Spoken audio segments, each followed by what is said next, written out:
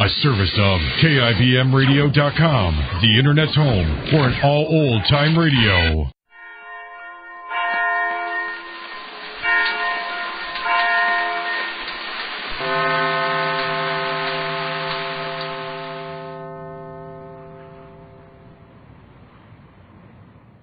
Kroger Tender Ray Beef.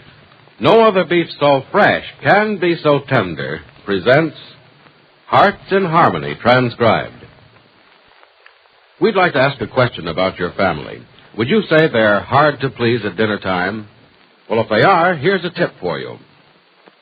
You can have a successful meal anytime when you serve Kroger quality beef.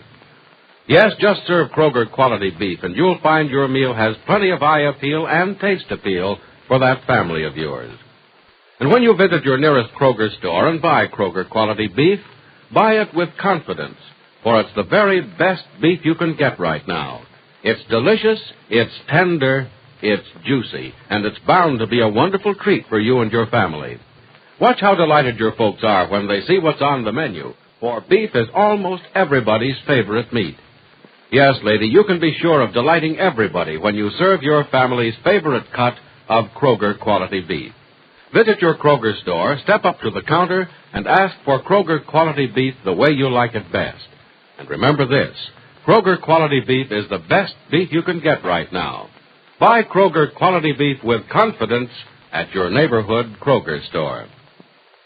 And now, Hearts in Harmony. Mrs. Carrie Carlton, the wealthy woman of great mystery, has proved herself to be a woman of sincere kindness with a great understanding of human nature. It is the day following her meeting with Freddie Lang, who stole $2,000 of Mrs. Carlton's money. And Penny Gibbs is telling Professor Stuart Rogers... I know you're probably busy, Professor Rogers, and I should see you outside of office hours, but I just have to tell you the good news. Well, it must be good, Miss Gibbs. It's been a long time since I've seen you as happy as you are this afternoon. Well, I haven't had so much to be happy about in a long time. Mrs. Carlton is not going to send Freddie to jail for taking that $2,000. Well, yeah. That is good news. In fact, it's so good I can hardly believe it. Well, Freddie had to tell me about it at least a dozen times before I believe it.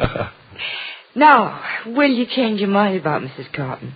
I'd like to know what changed her mind about sending Freddie to jail.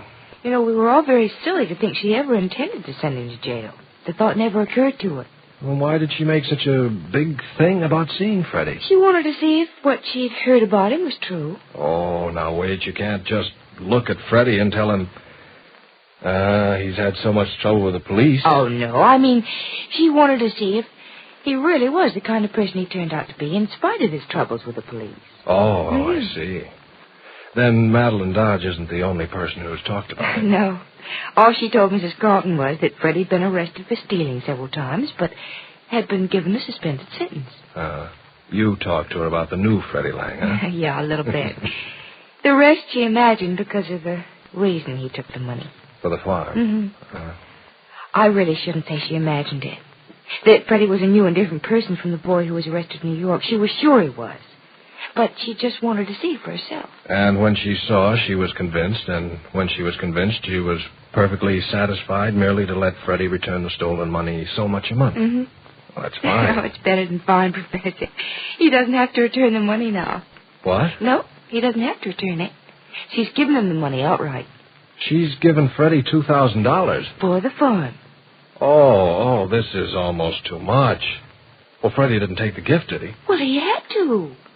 Mrs. Carlton's just as stubborn in her generosity as she is in everything else. She insisted. But Freddie's going to fool her.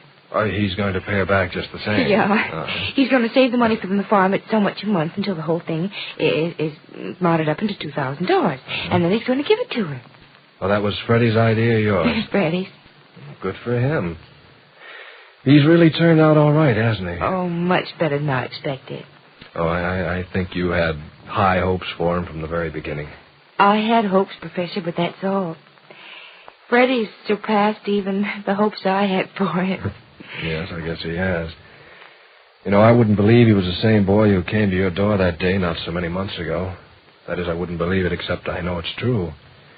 But Mrs. Carlton's actions are something I can't take at their face value. What do you mean? Well, I mean, no one gives away $2,000 to a total stranger. And Freddie is a stranger to Mrs. Carlton.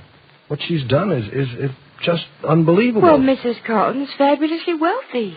You have no idea how much money she has. I don't care if she has $500 million or even twice that much. She's still giving away $2,000, and that just isn't done. Mrs. Carlton has done it. Why? She out of her mind? No, she's not out of her mind. Oh, but there's something wrong with a person who does such a thing. If she told Freddie to pay the money back and she'd forget the incident, I could understand it, but I can't understand why Perhaps that's because you don't know and understand Mrs. Carlton. Well, I think anyone with such unnatural generosity, or whatever you want to call it, is beyond understanding. Look, Professor, if I could explain something about Mrs. Carlton, I think you'd see why she's treated Freddie as she has. Well, go ahead and explain. It certainly needs explanation. I can't explain because if I did, I'd tell you why I'm working for her and what I'm doing for her, and I can't do that. Why not? Well, I've told Johnny Keith this much, so perhaps I shouldn't have told him anything. I think I can trust you as much as I can, Johnny. I'm sure you can trust me. I'm sure I can, too. Well, what is it? Well, it's about my job. Mm-hmm. I can tell you this much, and maybe it'll explain something. Mrs. Carlton is in serious trouble. Extremely serious trouble. In what way? I can't tell you that. Oh. Or her difficulties would be even more severe. You see, my reason for going to work for her is to try and get her out of trouble. Well, you haven't acted as if your job with her was that important. Outside of being secret about it, you treated it as a little more than an ordinary job. Oh, it's not an ordinary job in any sense of the word. And if I seem to treat it lightly, it's because, as I told Johnny, it took away suspicion that Mrs. Carlton might be employing me because she was in difficulty and needed help. Well, I should think she'd want it known. It'd be a way to get more help. And too much help, Professor, would make her troubles much worse if possible. That's why secrecy is so important. As important as the job itself. Well, I thought I understood things, but this is something I can't begin to understand. Well, I won't keep you from your work any longer. Oh, don't go. No, I have to. Everything all right in the laboratory? Well, the experiment is going fine. Only one thing wrong is that Madeline Dodge is around a little too much. And not because she's interested in chemistry. No, but she's interested in a chemist. Me. And you have to see her, do you? It sounds incredible, but I do. In fact, I'm seeing her tonight. Oh? I had to make a date with her to get her out of the laboratory. We were experimenting with explosives. Oh, it was thoughtful of you to get her out of danger. Oh, get her out of danger. I think I was trying to protect myself and the other chemists in the lab. Madeline Dodge is far more dangerous to life and limb than any explosive known to man. I'm sorry. I really shouldn't laugh, should I? Oh, why not? I laugh about it, too. Laughter's a wonderful thing. The poor, befuddled human being couldn't survive without it. Mm. But you do have to go, don't you? And I'd better get back to work. I'm meeting Madeline at 8, and she doesn't like it. Like a well-trained mechanical man, if I'm not exactly on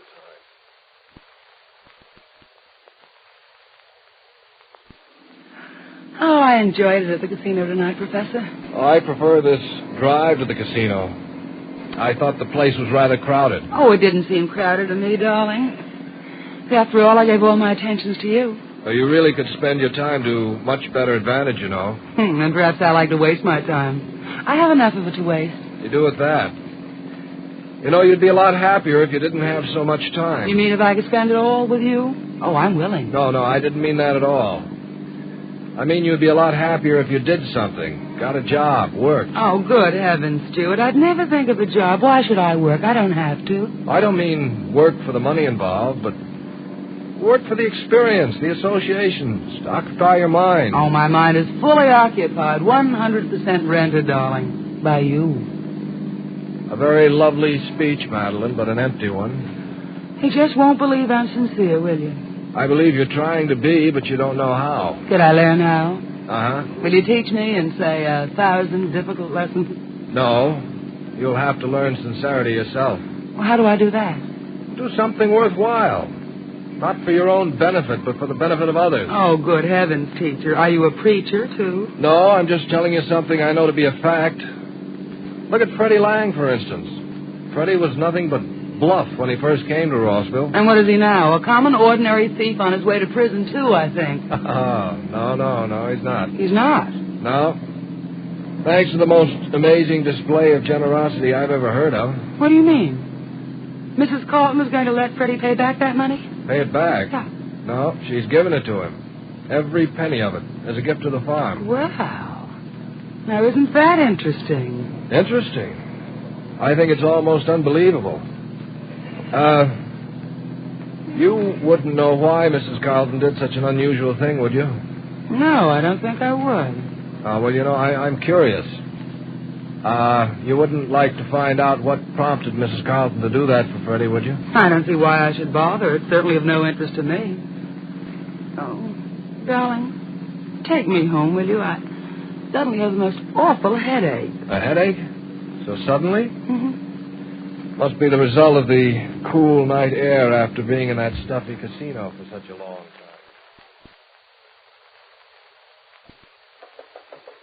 Mrs. Carlton! Mrs. Carlton! Who is it? It's Madeline Dodge. I want to see you. In the middle of the night? I don't care what time it is. I want to see you. Oh, just a minute. Do you realize, young woman, that it's well after midnight? I know what time it is, Carrie. Then go home and go to bed. I don't see people at this hour. But you're going to see me. Obviously. Make it brief. I'm tired. I'll be brief, all right. You didn't send Freddie to jail for stealing that money of yours. Why not? Because the boy stole it only in the technical sense of the term. He took the money for a worthy cause. And in the first place, I didn't want to send him to jail. The lad's had enough trouble already. But he's a thief, Carrie. He's stolen things before. He'll steal things again. Do you think a person like that should get away with it? I think a boy who's had a bad start and overcomes the stigma of that bad start should be given a chance to make something of himself when he shows signs that he wants to. Freddie Lang is a good citizen. I like the boy. He's going to amount to something someday, which is more than I can say for you. Well, if you don't go to the police about Freddie, I will. You go to the police and I'll make a fool out of you. If you aren't already a fool. I'll deny that Freddie took so much as a penny out of a piggy bank. But why? Why are you trying to protect that ill-mannered, ill-bred... Freddie's breeding is not his fault. And I find what you call his ill manners far more entertaining than poor. I much prefer his strange language to the way you talk, and his innocent rudeness to your calculated cunningness. All right, Carrie, you like him. I can't control your taste. But why? What's your reason? What's back of all this? You're not being kind to that boy without a reason. No, I'm not. I admit it. I have a reason, a good, sound, solid reason. But I'd hate to have anyone like you know the reason back of what I did for a boy like Freddie Lang. What is Mrs. Carlton's reason for being so generous to Freddie? And what is the serious difficulty Mrs. Carlton is in? Be sure to listen to the next dramatic episode of Hearts in Harmony. Lady, did you know this? Did you know that Kroger quality beef is the best beef that's available on today's market? Yes, you can buy this beef with confidence that it will be deliciously tender and brimming with flavorful, rich juices. Get some and then wait until that family of yours comes home and the aroma of superbly cooked Kroger quality beef greets them. Just watch their faces light up. Just watch the glowy mood it puts them in. Yes, Kroger quality beef can make your dinner a meal that's sure to please every member of the family. So don't delay. Visit your Kroger store and get deliciously tender, juicy Kroger quality beef. And remember, Kroger quality beef is beef you can buy with confidence because it's the very best beef you can buy today. So get Kroger quality beef at your Kroger store soon. Now your local announcer.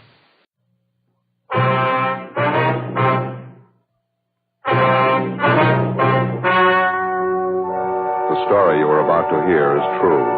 The names have been changed to protect the innocent. Fatima Cigarettes, best of all king-size cigarettes, brings you Dragnet on both radio and television.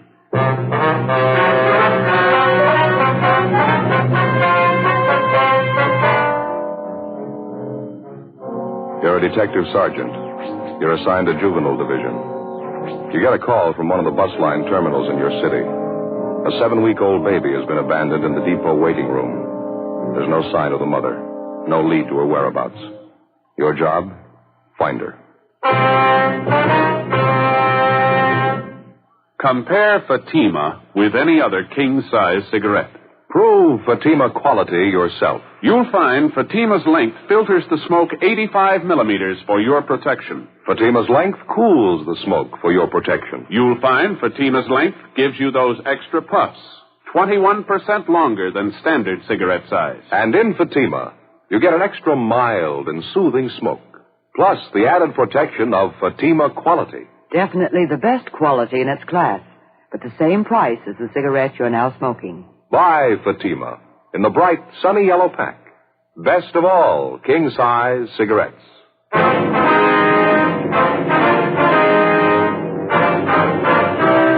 Dragnet, the documented drama of an actual crime. For the next 30 minutes, in cooperation with the Los Angeles Police Department, you will travel step by step on the side of the law through an actual case transcribed from official police files. From beginning to end, from crime to punishment, Dragnet is the story of your police force in action.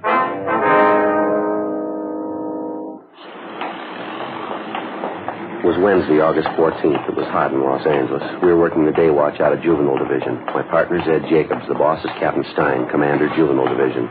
My name's Friday. We were on the way out from the office, and it was 11:05 a.m. when we got to the corner of 6th and Los Angeles streets. The bus depot.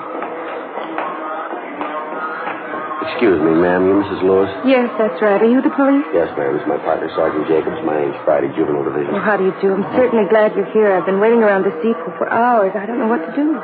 Baby must be getting pretty heavy, ma'am. Like to sit down over here and tell us about it? All right, thank you. Oh, yeah, that's all right, honey. You sleep now. Sleepy, bye.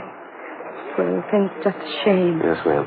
The report we got didn't go into detail. Some woman left the baby with you, is that right? Yes, as soon as we got off the bus this morning.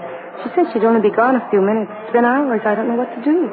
Well, did you know the woman, Mrs. Lewis? Her name's Dorothy Miller. She's from Arizona, Tucson. We got off the bus, and she asked me if I'd hold her baby while she went to get her luggage. She said she'd meet me right there by the information desk. Been waiting ever since. She doesn't come back. I don't know what to think of it. Well, how well do you know this Dorothy Miller, ma'am? Well, not too well, but she seemed like such a nice girl. Friendly and very sociable. We sat together all the way in. You got on the bus with her, too, son, is that it? Oh, no. I'm from Cincinnati. I got on the bus there and then went down to Dallas. Had a visit with an aunt of mine down there. I see. And I got another bus at Dallas to come out here. Went along the southern route. Very nice. Same bus I came in on this morning. I'm out here to meet my husband, Army man. He's coming in on a transport from overseas. Coming in tomorrow. Mm-hmm. Now, you say this Dorothy Miller boarded the bus at Tucson with a baby. She rode all the way into Los Angeles with you. Yes, right into this depot. She sat in the seat next to mine. We struck up a conversation. Got to be quite good friends. He's such a cute baby. I just can't imagine. Well, how'd the Miller woman seem to you, Miss Lewis? All right? I mean, was there anything odd about her behavior? Anything unusual? No, nothing at all. Seemed to me to be a perfect mother. Took good care of the baby. Wonderful care. That's what's so upsetting. For her to go off like this. Leave her baby with a stranger. It doesn't make any sense. Well, now, you say you talked to this Dorothy Miller quite a bit along the way, ma'am. I beg your pardon? What was that? Maybe if we move out the car, Joe, it'd be a lot easier to talk out there. Yeah, that's a good idea. Ms. Lewis, would you mind coming along with us to our car? It's parked just down the street. Should be a little quieter there, huh? Yes, all right. I have these two valises All right, I'll here. get them, ma'am. Oh, thank you. Be out this way, please. Excuse me. I'm sorry. Pardon me. Sorry? Pardon us, please. Help you with one of those, Ed? No, that's okay. Just down the street here, ma'am. Oh, my. Isn't it a beautiful day? What a shame, all this trouble. Yes, ma'am. Can you make it all right, Ms. Lewis? Oh, yes, I think so. I'll slip the valises in back. There's plenty of room there. Yeah, okay. Give me a hand. Okay. Now, about this Miller woman, Ms. Lewis, I was going to ask you. Yes? Well, did she happen to tell you where she lived in Tucson, if she had any people there, any family? No, I don't recall anything like that. She talked about some of the girlfriends she had there, their babies. She didn't mention any of them by name, though. How about her description, Ms. Lewis? Anything unusual there? No, I wouldn't say so. Small girl, 5'3" or 4", I'd say. 110 or 15 pounds, dark hair, shoulder length, dark eyes, nice complexion. very pretty eyes. About how old would you say? 20, that's what she told me anyway. She said she had a birthday in May. I remember we talked about that. She was born under the same sign I was, Taurus the Bull. And all the talk you had with this Miller girl, she never gave you any reason to think that anything was wrong with her? She didn't seem to be despondent, depressed about anything? Perfectly normal girl, as far as I could tell. I just can't get over it. I can't imagine her doing anything like this. Well, how'd you see him this morning when you got in on the bus? Pretty much the same? Yes, I think so. We got off the bus together. She had her hands full with the baby, so I helped her off with the hand valise she was carrying. When we got inside the waiting room, she mentioned that she had to go pick up some luggage from the check stand. She asked me if I'd mind very much holding her baby while she went after him. I said, no, not at all. She went around the corner of the baggage stand, and that's the last I saw of her. You checked around the depot, did you? And you had her paid? I talked to everyone in the place. The porters, ticket clerks, information desk, traveler's aid. Not one of them could help. I tried everybody. Oh, dear. It's all right now. We'll find her, Mother. Yes.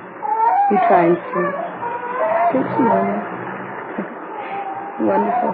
He's adorable. It's a little boy. She said his name's Stephen. Yes, ma'am.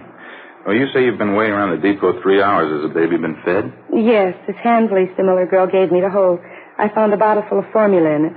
The man at the coffee shop warmed it for me. The little fella here finished it off.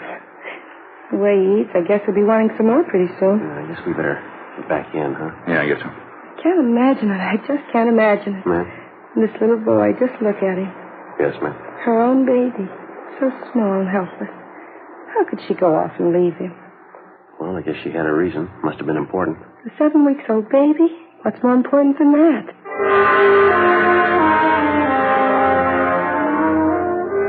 Before we left the bus depot, Ed contacted the clerk at the depot information desk and left our card with him. If anyone came in to make inquiries about the abandoned child, he was to advise them to get in touch with us.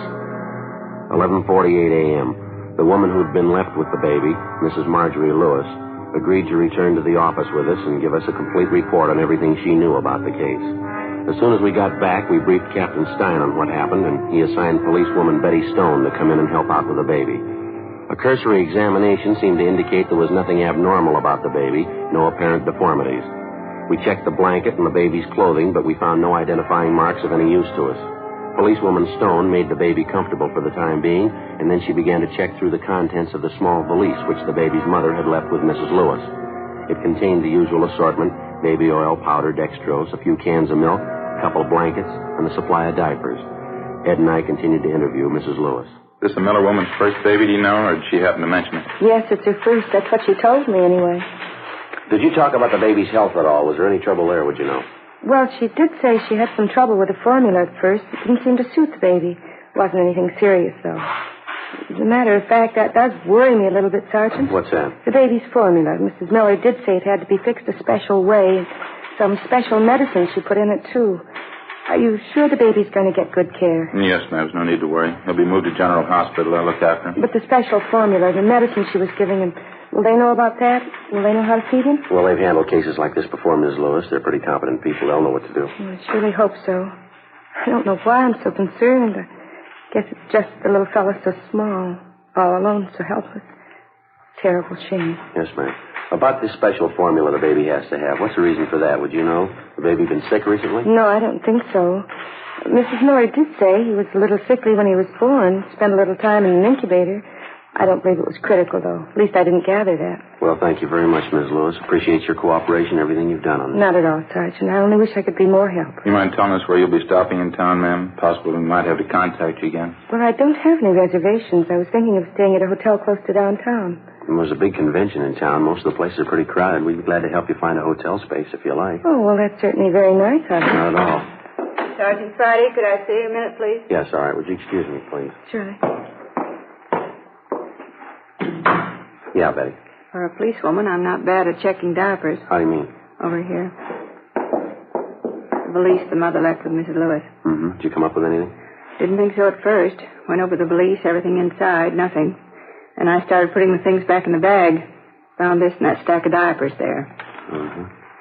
Paid receipt for a hospital bill. Maternity ward. Santa Maria Hospital, Tucson. There's the patient's name right there at the top. Mm-hmm. Dorothy Miller. 12:30 p.m. A local broadcast and an APB was gotten out on Dorothy Miller. And then we sent a communication to the Tucson Police Department laying out the story for them and asking them to check with the Santa Maria Hospital there for a possible lead on the missing mother. Meantime, the baby was removed to General Hospital. We found accommodations for Mrs. Lewis at a downtown hotel. We dropped her off there, and then we drove back to the bus depot on 6th Street. We tried to locate the driver of the bus on which the Miller woman and her baby had arrived that morning. We were told he was off duty and that he wouldn't report back until 8 o'clock the following morning. We left our card along with a message for the driver, asking him to contact us as soon as he returned. For the rest of the afternoon, Ed and I, along with the 2 other men from Juvenile Division, checked with all the bus depot personnel, but we were unable to turn up any kind of a lead. After that, we started making the rounds of the hotels, bars, restaurants, and taxicab stands in the neighborhood. The same results, nothing. 7:55 a.m. the following morning, I reported back in for work. Morning, Joe. Hi, Betty. Ed check in yet? Uh-huh. Went out for a minute, so he'll be right back. What do you know? Anything new? Communication for you from the Tucson PD. Kick back on that query you got off to him yesterday. Think Ed left it in your box. Oh, thanks, Betty. I'll get it. Mm-hmm. Did you see this? Ed showed it to me, yeah. Confirms the fact the woman had her baby in that hospital. Still not much help, though. Yeah, I see. They checked out her last known address in Tucson. She moved. No forwarding address. No line on her relatives or friends. The day the baby was born seems to check out. June 24th. Makes the baby just about 7 weeks old, doesn't it? This part here doesn't make much sense, though, does it? The Miller girl's description? Yeah. Ms. Lewis said Dorothy Miller was small and dark, long dark hair, dark eyes. People at the hospital describe her as being blonde, fairly tall, blue eyes, long blonde hair, about 29, 30 years old. Mrs. Lewis said the Miller girl just turned 20, didn't she? Yeah, that's what she said. Sure doesn't figure. A little too much to write off as coincidence. 2 Dorothy Millers having babies. Same day, same hospital. No, I just happened to think. This description of the Miller girl. Uh-huh. Fairly tall, long blonde hair. Ms. Lewis has long blonde hair, hasn't she? Benny? Oh, hi, Joe. Hi, what's doing? The bus driver we wanted to talk to, the one who drove the bus Dorothy Miller and the baby came in on yesterday. Yeah. That description Ms. Lewis gave us of Dorothy Miller. Mm-hmm. Driver doesn't remember anyone like that on his bus. He remembered Ms. Lewis, though. She didn't get on the bus at Dallas. She didn't sit next to a young girl with a baby either. Driver says he's sure of it. Oh, and what's the pitch? Ms. Lewis got on the bus at Tucson. She had a baby in her arms.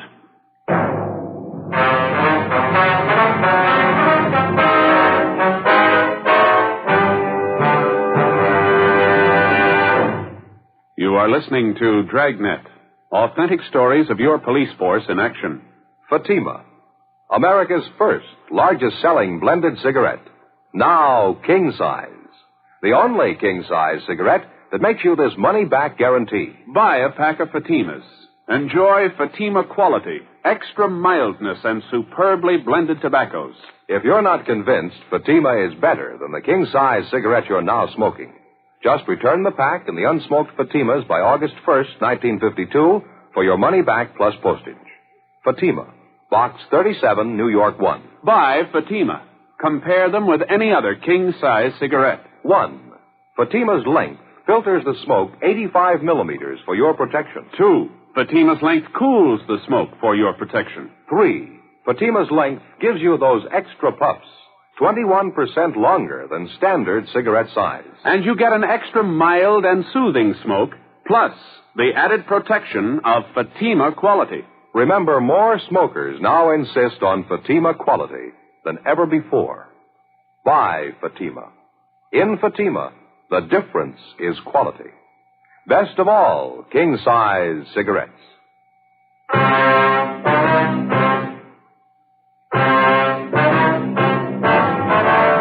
8:35 a.m. Ed Jacobs and I went into the adjoining room where we continued to interview the bus driver, the same man who'd been driving the bus on which Mrs. Lewis and the abandoned baby and his mother supposedly had arrived in Los Angeles the day before. The more we talked to the driver, the more he convinced us that the story we'd gotten from Mrs. Marjorie Lewis was a long way from the truth. He repeated that he was absolutely sure that Mrs. Lewis did not get on the bus at Dallas, that she boarded the bus at Tucson, and that at the time she got on, she was holding a baby in her arms. He was just as positive that Mrs. Lewis held the baby in her arms all the way to Los Angeles, and that she did not sit next to a young, dark-haired girl, but an elderly woman. He also told us that none of his passengers on that particular trip fitted the description of Dorothy Miller as given us by Mrs. Lewis. 8:50 a.m. Before the bus driver left, we got his address and a phone number where we could get in touch with him if necessary. 9:05 a.m. Ed and I got in the car, drove to the downtown hotel where Mrs. Lewis was staying, and called her room from the phone in the lobby. She told us that her husband, Army Captain Walter Lewis, had arrived in from overseas earlier that morning and checked in at the hotel. I asked her if her husband was with her, but she said no. He was downstairs at the hotel barber shop. Ed and I got in the elevator and went up to see her. Outside and down on the street, you could hear the sounds of a parade passing by.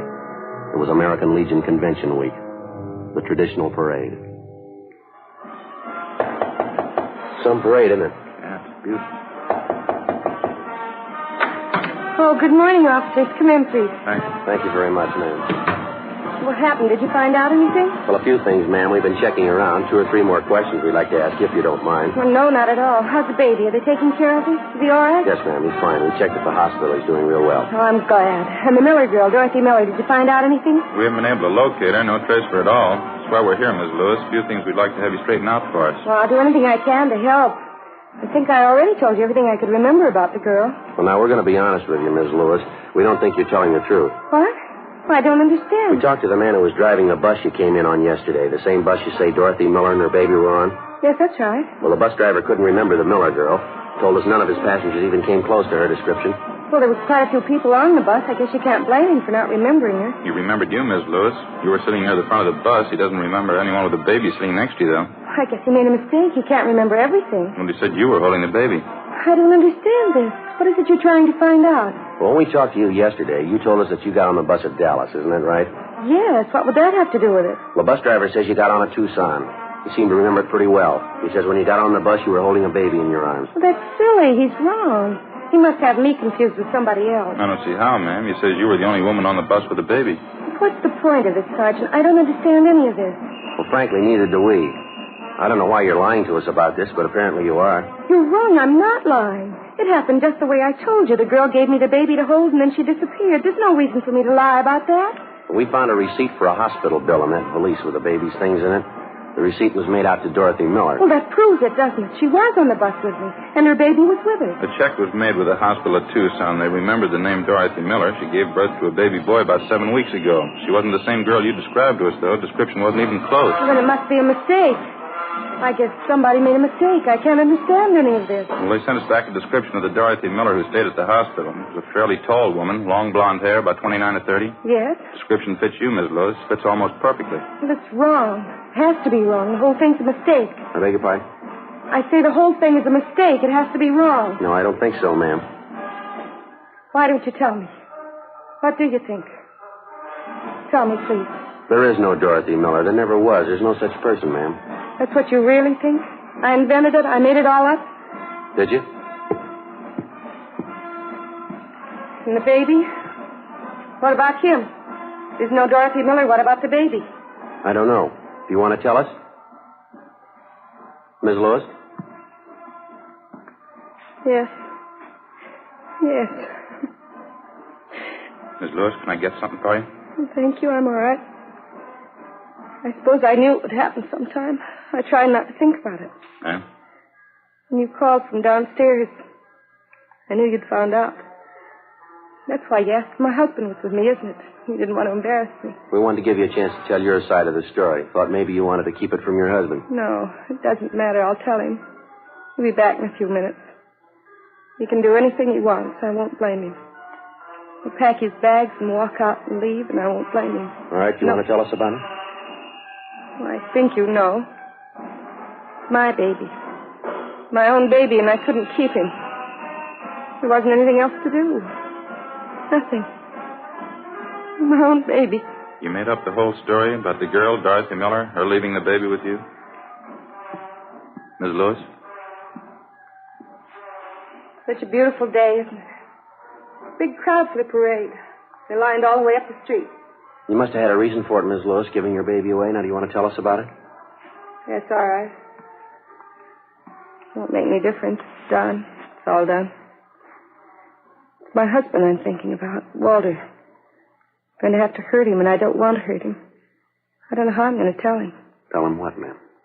I tried to make him understand. All the time before he left for overseas. It was almost 2 years ago. I tried to make him understand. He wouldn't listen. He didn't believe me. He thought I was fooling. Yes, ma'am. I love him, Sergeant. I tried to explain. I didn't want to be alone, having him away all the time.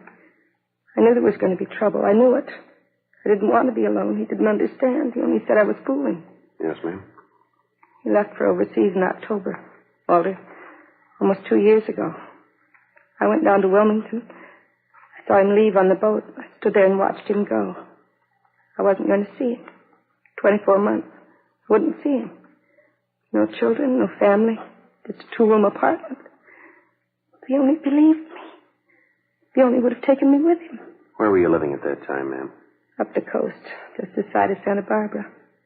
I told Walter I couldn't be alone. I needed something. If he only had children, if he'd only taken me with him. It didn't have to be this way. He could have taken me with him. He could have arranged it. He wouldn't. He left me here alone. I tried to tell him. He left me here alone. Yes, ma'am. I took it for a year, a whole year. 2-room apartment, being alone.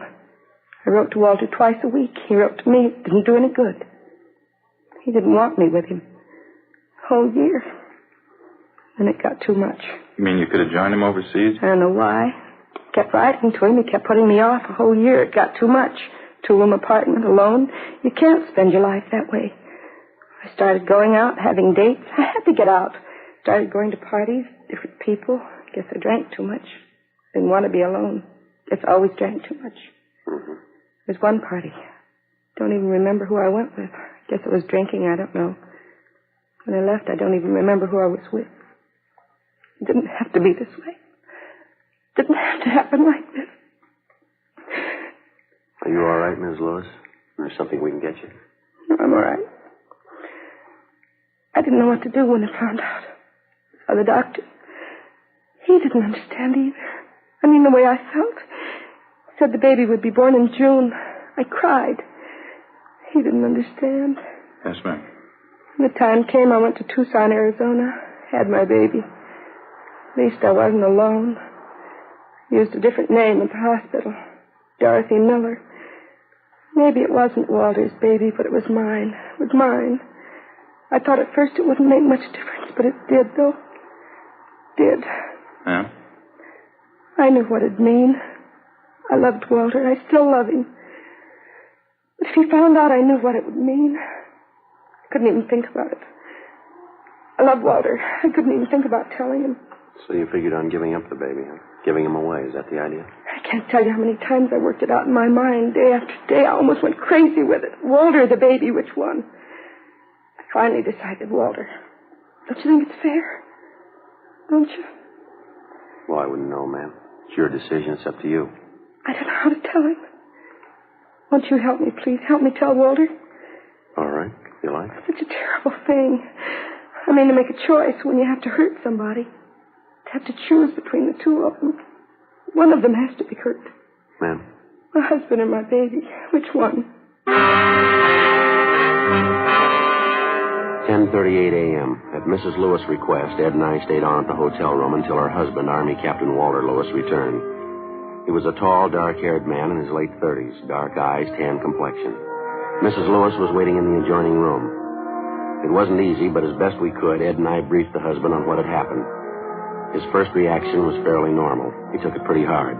We kept on talking to him. After a while, he calmed down. We laid out the whole story for him again. She turned the baby over to the police, is that it? She gave the baby up? Yes, sir. She figured it was the only thing she could do.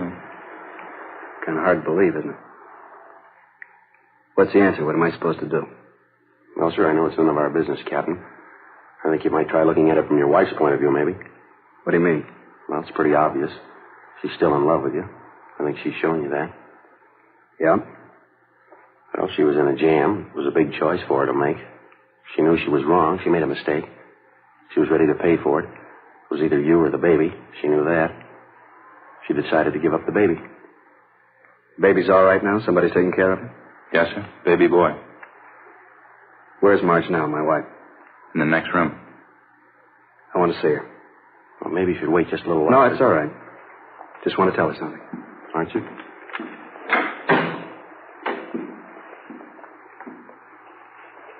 Marge? What can I say, Walter? Sorry. Sorry, there isn't anything else I can say. You don't have to say anything, Marge. You can do what you want. I won't blame you. Got a right to. Do anything you want. I just want to tell you, Walter, I love you. And I'm sorry. I'm sorry. Sit down, Mark. Come on, sit down. I won't blame you, Walter. Anything you do, I won't blame you. It's going to be all right, honey. Nothing to cry about. Everything will be all right. Try and take it easy, dear. You got a little mistake here. I guess I made my share of it. It'll all work out. Officer? Yes, sir. I'd like to ask you a favor. You got a car downstairs? Yes, sir, we do. Wonder if you'd mind dropping us by the hospital. I'd like to see my son.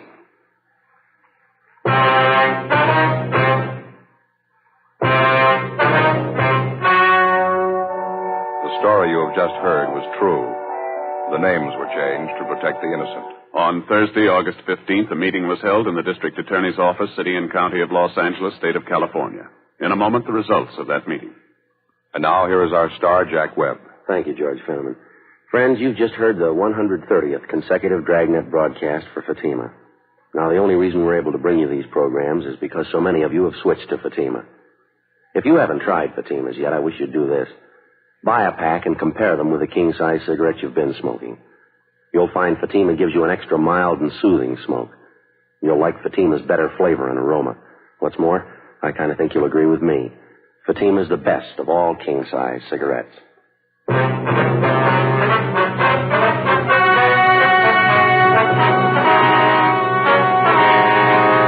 At the meeting in the District Attorney's Office, it was decided that in the interests of justice, no criminal complaint be filed against Mrs. Marjorie Lewis. The baby was released to the custody of her and her husband. Ladies and gentlemen, Betty Mills, Western representative of Radio and Television Mirror magazine.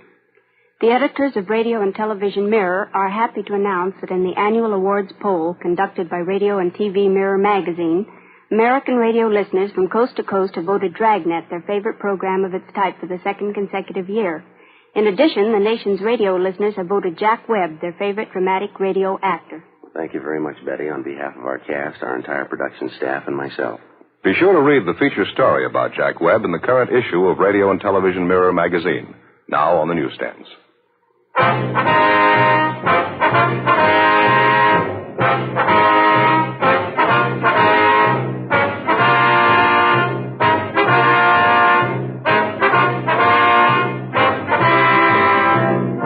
Just heard Dragnet, a series of authentic cases from official files. Technical advice comes from the Office of Chief of Police W.H. Parker, Los Angeles Police Department. Technical advisors Captain Jack Donahoe, Sergeant Marty Wynn, Sergeant Vance Frazier. Heard tonight were Barney Phillips, Virginia Gregg, Harry Bartell, Helen Cleve. Script by Jim Moser. Music by Walter Schumann. Hal Gibney speaking.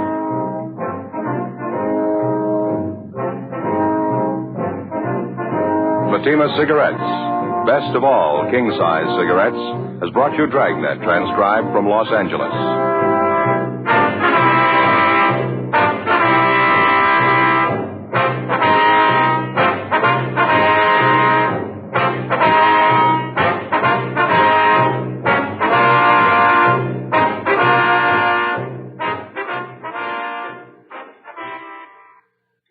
Next, it's Mr. Keene, Tracer of Lost Persons, on NBC.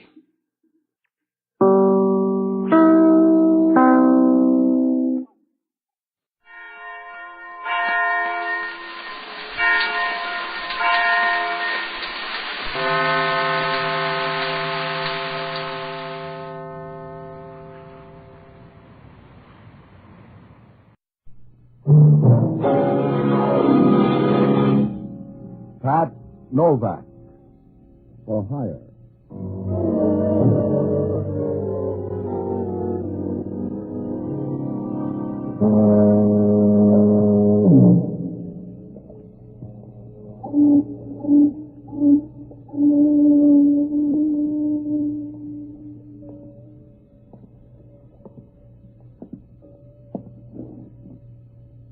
Sure. I'm Pat Novak For Hire.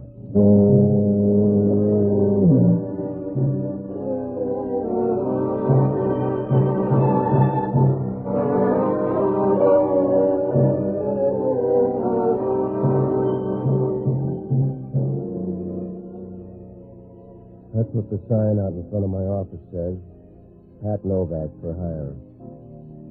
It's up there in block letters, but down on the waterfront in San Francisco, good printing doesn't mean a thing. You get that on a death certificate. If you're trying to make a living down here, you're not going to have any standing in the community except in a police lineup.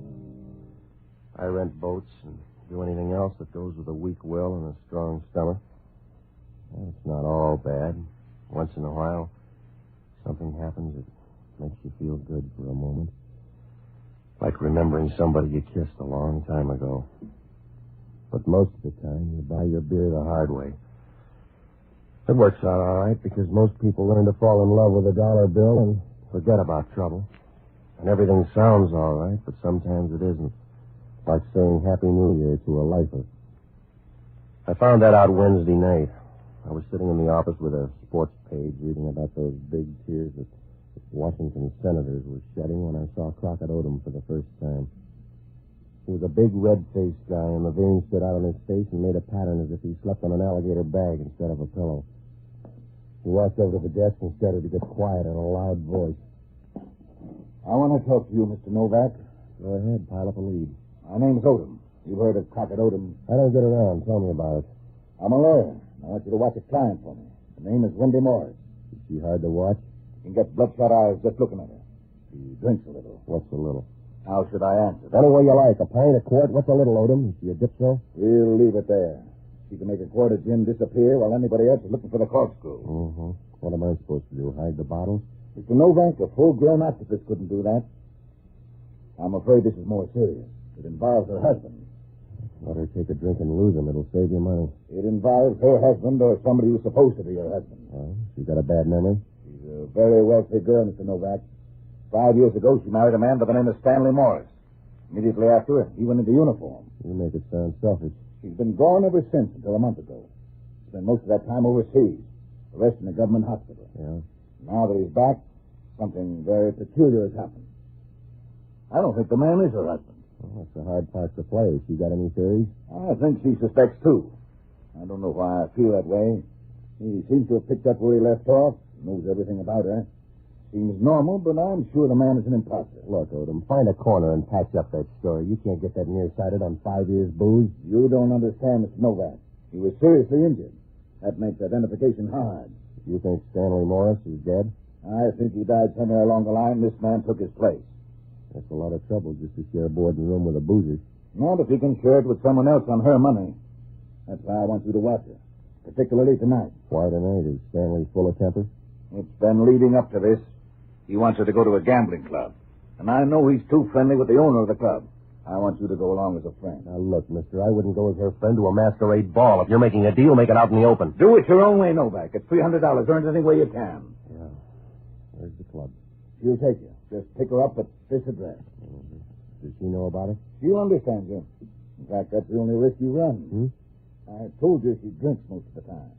But when she doesn't, you're the type she gobbles up. Yeah, I'll bring some cheese instead. That won't do any good. It's not the flavor she likes, Mr. Novak. It's the crunch. Good night.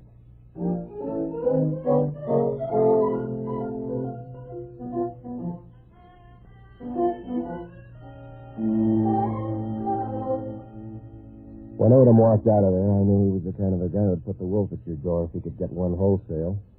On the way up the pier, he stopped and looked out at the bay as if he intended to do away with it before morning. And then he turned and disappeared around the corner. Well, I sat there for a while, and I went over his story. I was sure it wouldn't hold any more water than a grocer holds, but I had no way of checking.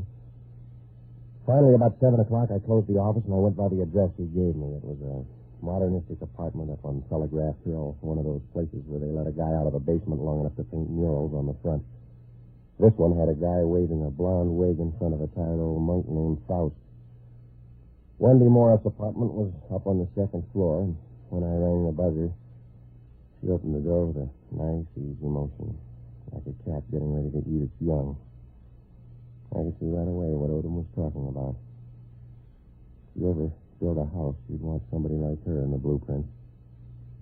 She leaned against the doorway, and she was wearing a crepe evening gown that was supposed to let you know that nature had given her a square deal.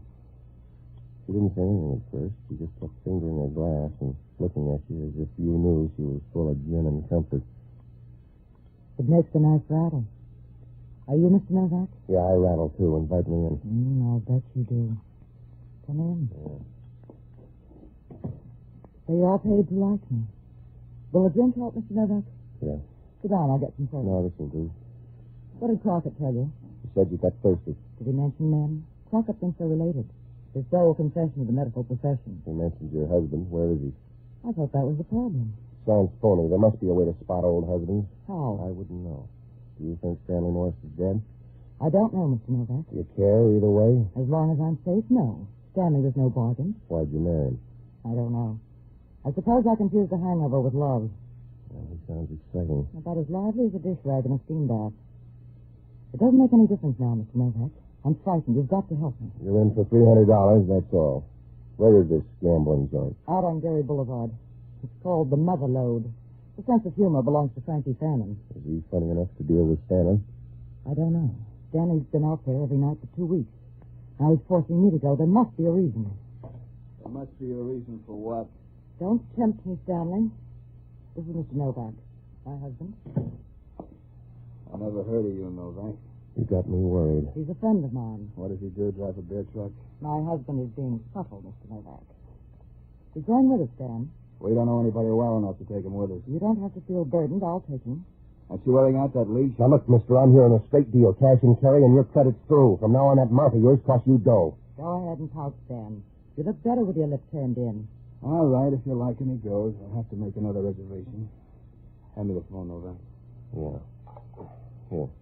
Thanks.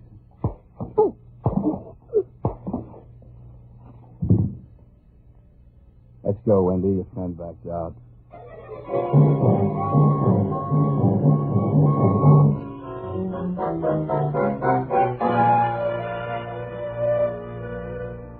I hope they got a good price for my head, because when I started down, shoulder blades were the best I could do for height. I rolled over once, and then I stretched out on the floor as hard as a piece of chewing gum on the theater seat. I don't know how long I chased that woman in the bathing suit. Must have been about an hour when the phone began to ring. I tried to get up once or twice, but I couldn't get the boxcar off my chest, and the phone kept ringing like a piece of crystal in a hailstorm.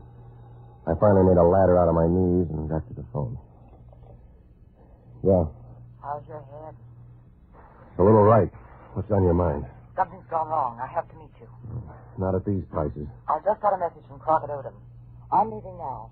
I want you to meet me in room 314 of the Galbraith Hotel. Where is it? Third-rate trap on Powell Street. It's important. Will you come? Yeah. And I'm sorry about your head. I'll have to rub the bruise for you. Wait till I get there. You can rub one of your own.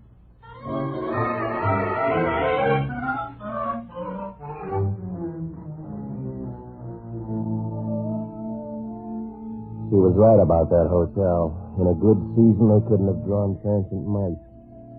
I got there about 9:45. I rode up to room 314. There was nobody there. So I sat down and started to wait. The floor was quiet, except down at the end of the hall, somebody was playing a phonograph record. The music was thin but loud, and I knew they were old records, way back when this bird Bix was a man instead of a memory. It stopped after a while, and I looked at my watch. It was after 10, so I left the hotel and I went out to the gambling joint. I toured the room, but I couldn't find Wendy or Stan. I got a guy at the window, and he remembered somebody like Wendy, so I asked about her. He just pointed over at Frankie Fannin's office and went on making change. I crossed over and knocked at the door. The guy that opened it had a face like 3 pounds of warm putty. It was moist and pink, and we got the idea they put the color in with a spray gun. And if his heart was made of the same stuff, they drained the oil out first. Yeah? My name's Novak. Who's arguing? I want to talk to you. Yeah? Where's Wendy Morris? I don't know. She was in here tonight. It's a jail term. I don't follow women home. Am I supposed to buy that? Look, Junior, I don't care whether you live or die. I haven't seen her. How about her husband? He owes me dough. What else? Ask his wife. He's an IOU to me. I don't know what you're doing here, but you better make your point fast. Now, look, Fannin, if you got a party, I don't want to blow out the candles, but I want some answers. Yeah? She got boosted in here tonight. Why? I brought her in for word games. I told her if her husband didn't square his fill, I'd work him into hamburger. Yeah? She offered to bring the buns. Now, that's all the talk you get, mister. Tip the girl on your way out. I need the money. Come in. Choose up and tell me which one's Novak. I am. What's on your mind? And the other guy's Lucky. I'm Craig from Homicide. Where's Hellman? He's got a mouth full of canary, Novak. That's right. I just left room 314 of the Galbraith Hotel. So did I. 2 of us made it then. The girl didn't. Novak, he's trying to tell you Wendy Morris is dead. How do you know she's dead? It's the only reason cops drool. You want to see her, Novak? No. She was better alive. Come on down anyway. Maybe I didn't try hard enough.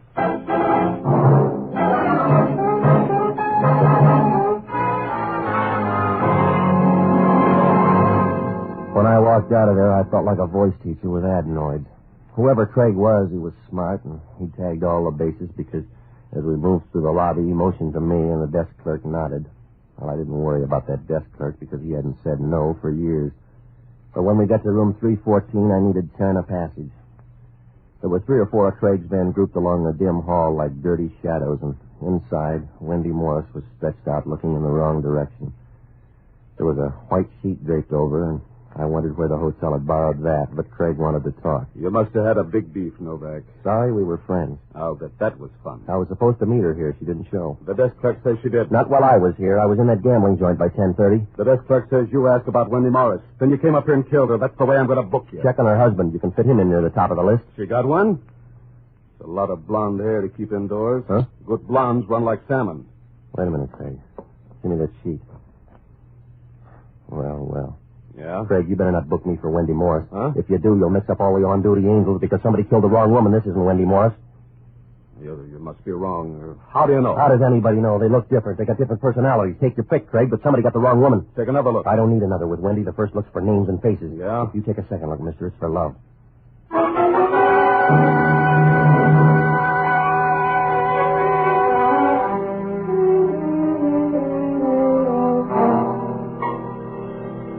I guess Craig liked to pick his dead because when he found out the woman on the floor was somebody else, he started to shake a little and his mouth hung open like a broken screen door.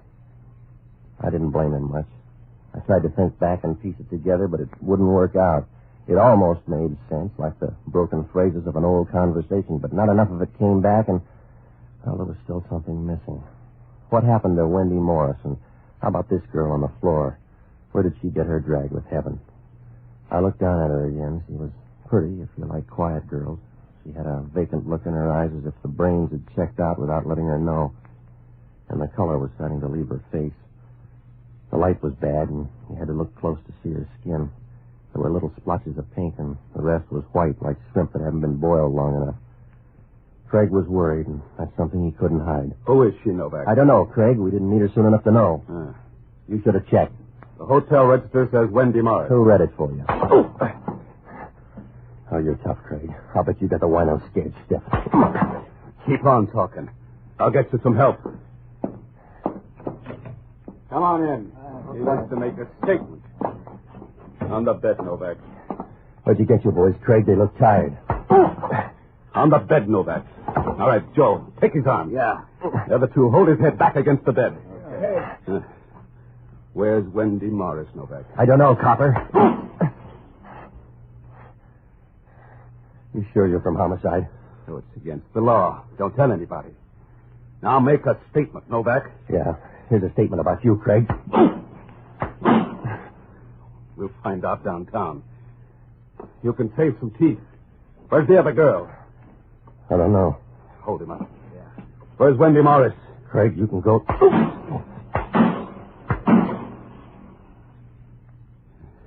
Put his head against the bed. It's for exercise now, Craig. All right, he's not a season pass. We don't have to hang on to him.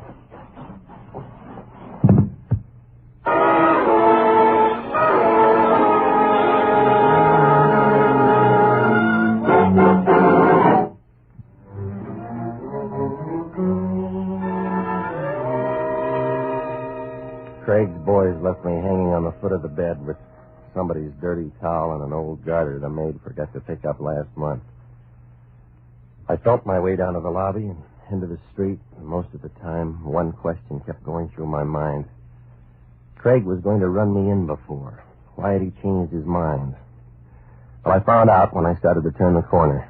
Craig had a tail on me, and he was real hard to spot, like a red Nash at the top of the mark. He moved out from under a light near the pool room on the corner, and I watched him in the windows as we walked along. After a while, I quit worrying about him because I knew in a pinch he couldn't follow a conversation with a printed form. Well, I had a lot of ground to cover, so I looked up Jocko Madigan. He's a good guy, and he was a smart one, too. Until he found out if your eyes get red enough, you don't need rose-colored glasses. I finally found him at the cafe house, as tight as a tennis racket in the rain. God rest ye merry gentlemen, let nothing you dismay. Jocko, I want to talk to you. Some belated Christmas carols, Patsy. The piano player quit and everybody else dropped out, so I'm doing it a cappella by myself. All right, Jocko. Christmas eluded me, Patsy. I got up through Christmas Eve, and then I seem to have missed Christmas entirely. Did they hold it this year? Well, it wouldn't happen if you'd get up in the morning.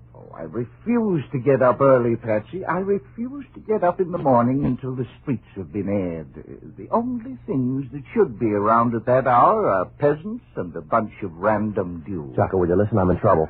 I'm not surprised, because you're a counterfeit, Patsy. You're a piece of plate in a room full of sterling. You're like some of the rest of these people running around in a hurry. Jocko, please. Just plunging into anything. Look at the papers. Some people have spent years shooting a rocket 110 miles into the air. What's the use? Will you listen? What's the use? When you get 110 miles up, all you can do is turn around and come on back down again. We're killing time 110 miles in the air instead of learning to spend it down here. All right. Oh, it's depressing, Patsy. Running around in a frenzy like a rooster in a barnyard full of ducks. I'm ready to take to drink. Are you all through, Jocko? Yes. Humanity's a tough life. What kind of trouble? I bought a murder rap for $300. Well, if it's a bargain, why complain? Who's dead? I don't know who she is. Homicide found her in a hotel on Powell Street. I tagged by before the murder. Serves her right. If I were a woman, I wouldn't trust you in the middle of Stanford Stadium with 80,000 people. It was the wrong woman. It was supposed to be a gal named Wendy Morris, but she didn't show. Oh, that was shrewd of her. I was hired by a lawyer named Crockett Odom to watch her. Why? She's a dipso. She must have some faults. Odom suspects her husband. He was in uniform, and now that he's back, Odom figures he's a fraud out for the girl's money. Can't the girl tell the difference? She's not sure. I don't think she was observant. Now, look, this is a big story, Jocko. I can't fill in all the holes. You got to help me. I want you to check on Crockett Odom, will you? I'll need some money. Oh, you'll booze it away. Now, hurry, Jocko. If you need money, get a job. Oh, I can't go to work, Patsy. I'm a victim of my own conscience. Yeah? I'm stuck with a dilemma. I'm willing to go to work, but I work too cheaply. And on the other hand, I'll not support slave labor. So it's morally impossible for me to go to work. Good night, lover.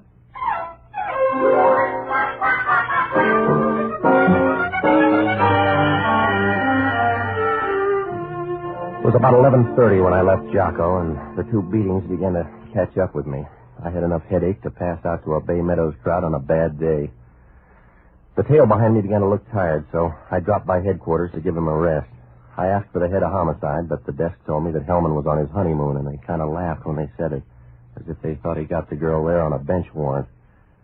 All they'd done at headquarters was identify the dead woman. Her name was Emily Van Kirk, and she had no record. I dropped by the hotel, and the first break showed down there. The desk clerk knew about Emily Van Kirk. He'd mixed the rooms up, and he'd put Wendy in the wrong one. That meant that maybe she was at the hotel after all. It also meant that Emily was in the clear. She was just a girl on her way to Seattle, and she got a longer ride than she paid for. I called Wendy's, but I couldn't get an answer, so I dropped by my place to wait for Jocko.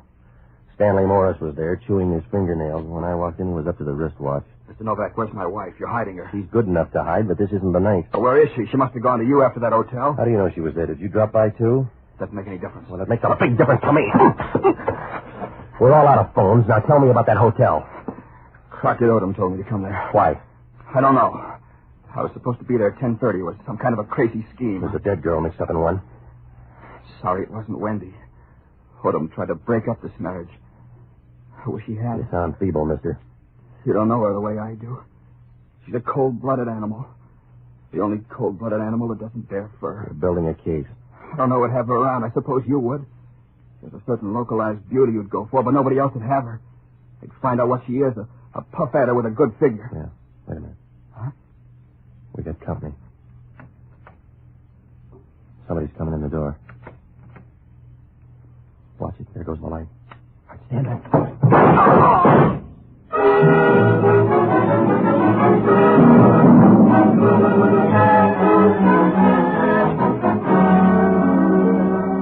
He couldn't have died any faster with a priority.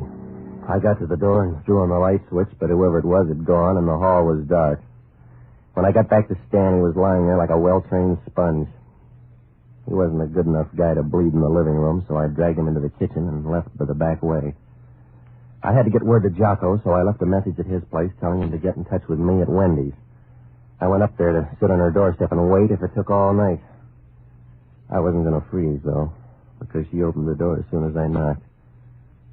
She was still wearing that crepe gown, and she was yawning and stretching her arms. Oh, you might not want to bring her home to Mother, but you'd want to start anyway. Do you always look at women this way, Patsy? I feel like Eve. And I'll bet you get a kitchen full of apples. Do I argue or come in? You may argue, but do it in here. Yeah. When'd you get back? Why? Somebody just killed Stan. If you're sure, the drinks are on me. He didn't like you either. We'd be even if he had anything to start with. Don't ever marry, Patsy. Now, look, lady, I'm nursing a murder rap, and I need some answers. Was Stan a phony? He's the same guy I married, if that's what you mean. You weren't sure 4 hours ago. I wanted an answer then. What kind? You're too far ahead, Patsy. Come to a trot and have a drink. Lady, has anybody ever told you about a slow burn? I got one now. I'll bet you have, darling. Oh, this room isn't big enough for games, baby. Give me a Patsy. Go find a guy with a bag of wild oats. Stop shadow boxing, Patsy. All right, baby.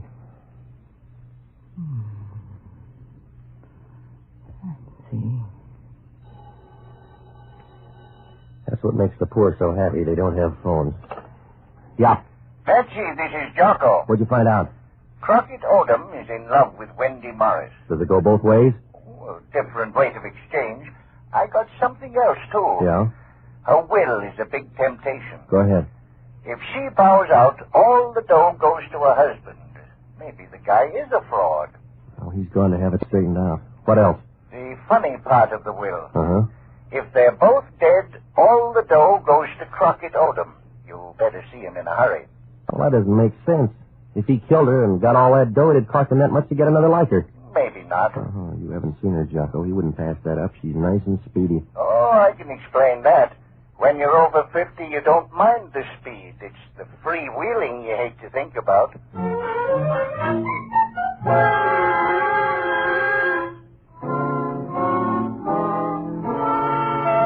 When Jocko hung up, I knew we had a good pair of seats. That story of Stan's finally made sense. There was only one reason why he could have been called there at 10:30, and for the first time, I tumbled why Craig had let me go back in that hotel room. Everything was right in place, like a mixmaster in a bride's kitchen. I dropped by headquarters and left a note, and then the girl and I ran into Craig down at the desk. I briefed him on what had happened, and we rode up to Crockett Odom's apartment. When we got to the living room, things turned stormy. Hello, Novak. It's too late to start a party. You're going to like this one, Odom. That's right, darling. You'll love it. This is Craig from Homicide. He wants you for murder. It doesn't sound right, Craig. Novak's calling it. See him. I talked to Stan before he died. He tipped your mitt, Crockett. He couldn't tip a water glass. He was smart enough to know you sent for him. That's why he didn't show at 10:30. You better have it in writing. No, I don't need it that way. I got Craig. He won't let you out that easy. What's he talking about, Craig? Homicide will shake him down too fast. You're with the walking dead now, Craig. I left a note. They know you killed the girl. Are you crazy, Craig, to come up here? I can't argue now. He's too lucky, Odom. I got all sevens tonight, Craig. Crockett Odom sold you bad goods. He did everything wrong. Thanks, Odom. I'm going to leave you, but don't let the bag get too heavy. Now, wait a minute, Craig. You're not going to let me hang for this. You won't. They'd burn in this state. Stay away from that door, Craig. Sorry, Odom. You dealt me in, but I got bad cards. I want to see you play them alone. Can you get by this gun? I'll make a try. Hang on to your skin.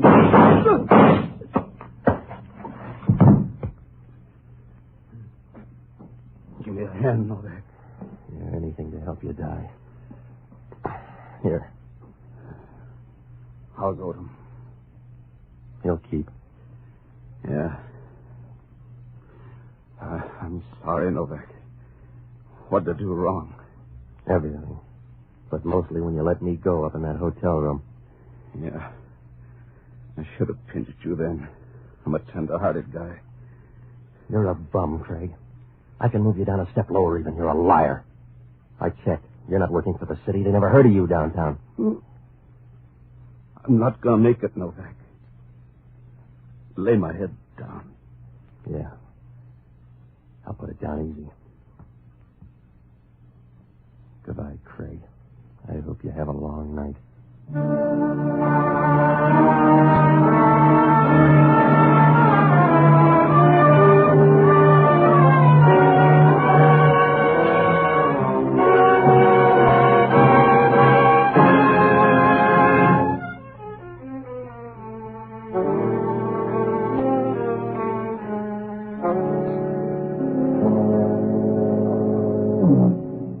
Craig made the morning he had to cheat.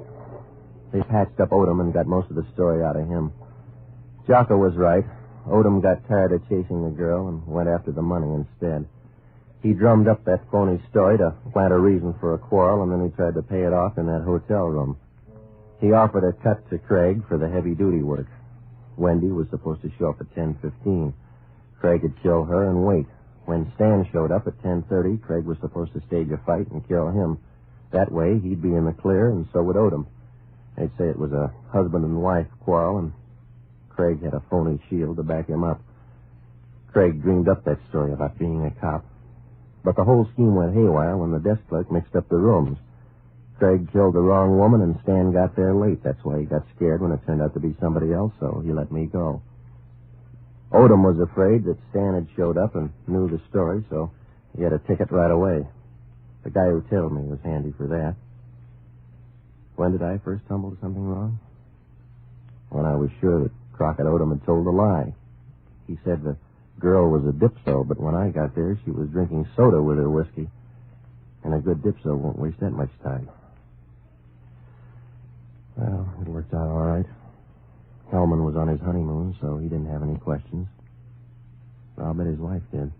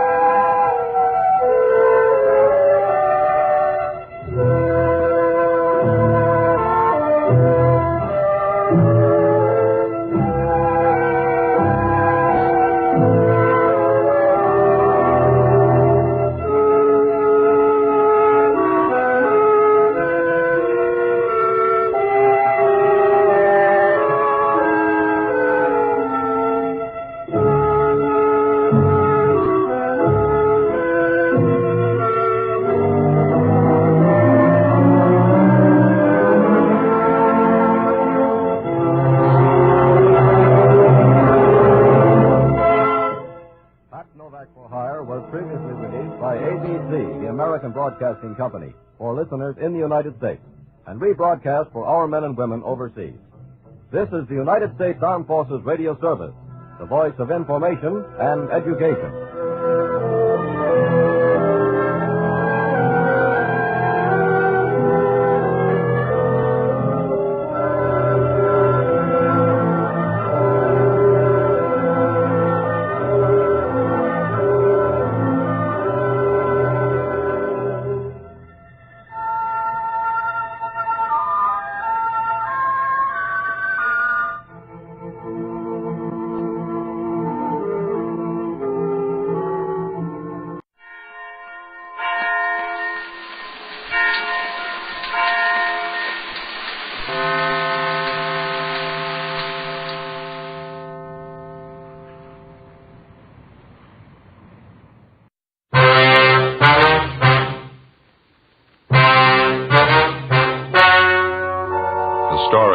To hear is true.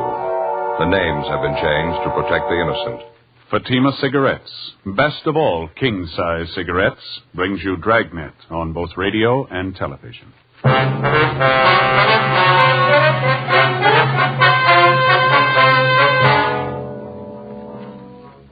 a detective sergeant. You're assigned a bunco detail. An experienced confidence man has set up operations in your city. From his first 2 victims, he gets more than $8,000. You've got one good lead in the suspect, his method of operation. Your job, get him. Prove Fatima quality yourself today. Compare Fatima with any other king-size cigarette. You'll find Fatima's length filters the smoke 85 millimeters for your protection. Fatima's length cools the smoke for your protection. You'll find Fatima's length gives you those extra puffs, 21% longer than standard cigarette size. And in Fatima, you get an extra mild and soothing smoke, plus the added protection of Fatima quality. Remember, Fatima gives you more for your money. Buy Fatima in the bright, sunny yellow pack. Best of all, king-size cigarettes.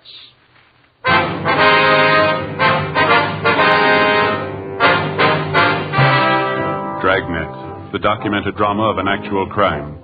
For the next 30 minutes, in cooperation with the Los Angeles Police Department, you will travel step by step on the side of the law through an actual case transcribed from official police files. From beginning to end, from crime to punishment, Dragnet is the story of your police force in action. It was Tuesday, December 9th. It was windy in Los Angeles. We were working the day watch out of Bunco Detail. My partner's Ed Jacobs. The boss is Captain Steve. My name's Friday. I was on the way into the office, and it was 7:50 a.m. when I got to room 38. Bunco Detail. Oh, morning, Joe. Hi, Charlie. How'd you make out yesterday? Nothing. No luck at all, huh? Nothing's going to help us much. Got the same description on the guy. Used the same name, same M.O. Didn't get anything we don't already know about him. How about you? Your luck any better? About the same. Checked out the building where the suspect rented office space. He moved out 3 days ago. No forwarding address. Checked the hotel he was supposed to be stopping at. Didn't pan out. Give him time. He'll stick his neck out again. Well, it doesn't guarantee we'll reach him. Too late to start when the complaints come in. We're going to have to dig up a faster way of getting to him. Hey, you got a match? Yeah, sure, Charlie. Here you are. Thanks. You bet. Oh, by the way, what's this I hear about your partner? What? Ed Jacobs. Understands you're losing him. Oh, yeah, temporarily anyway. What's the deal? Well, he's going on a loan out up at the academy. Going to be an instructor up there 2 months anyway, maybe more. When does this happen? Tomorrow, the 10th. What are you going to do for a partner? You and Ken going to work together? No, the captain's bringing in a new man. Young fella. He's been working in the business office. You mean the big Irish kid works the early morning? No, this boy's been working days. His name's Bill Lockwood. I asked for him as soon as I found out I was going to lose Ed. You know him? Well, a little bit, yeah. You remember Ben Romero? Yeah, sure. Well, Lockwood's a nephew of Ben's. Sister's boy. Tall, red hair. Oh, yeah, I've seen him around. Seems to be a nice enough kid. A good record, is he? Well, the captain thinks so. Figures he ought to work in pretty well. Oh, by the way, have you seen Ben's wife lately? Yeah, I did. A couple of weeks ago. Seems to be doing all right. Still misses Ben, of course. Yeah, I imagine. The little boy's sure getting big. Looks a lot like his dad, too. Miss him quite a bit yourself, huh? Yeah, Charlie, I guess I do. Well, I better get on my horse. I got some checking to do. I hope the Lockwood boy works out for you. Well, I think he'll do all right. Can't say I'd be crazy about the idea myself. How do you mean? Breaking in a new man. No detective experience. When I go out to pick up a thief, I like to figure I've got some good backing. I mean, a partner I'm used to. Tough enough watching out for yourself, let alone a green youngster. Well, somebody had to do it for us. That's the way it goes. Yeah, I suppose. I remember when I first started. There didn't come much greener than me. Partner did all the work, took all the chances, helped me every foot of the way. He never mentioned it once. I never forgot that. He's a good cop. What was his name? Ben Romero.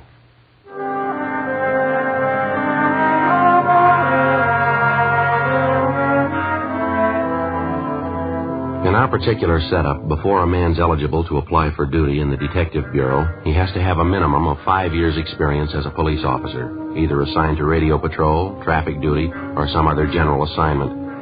After the initial 5 years of service, the men go through a screening process to determine which department and which job they'll fit into best, some position that they seem to show a natural aptitude for. If a man applies for duty in a division of the Detective Bureau, and if he's accepted, he's assigned a partner to work with the day he goes on the job, generally a working detective with some experience.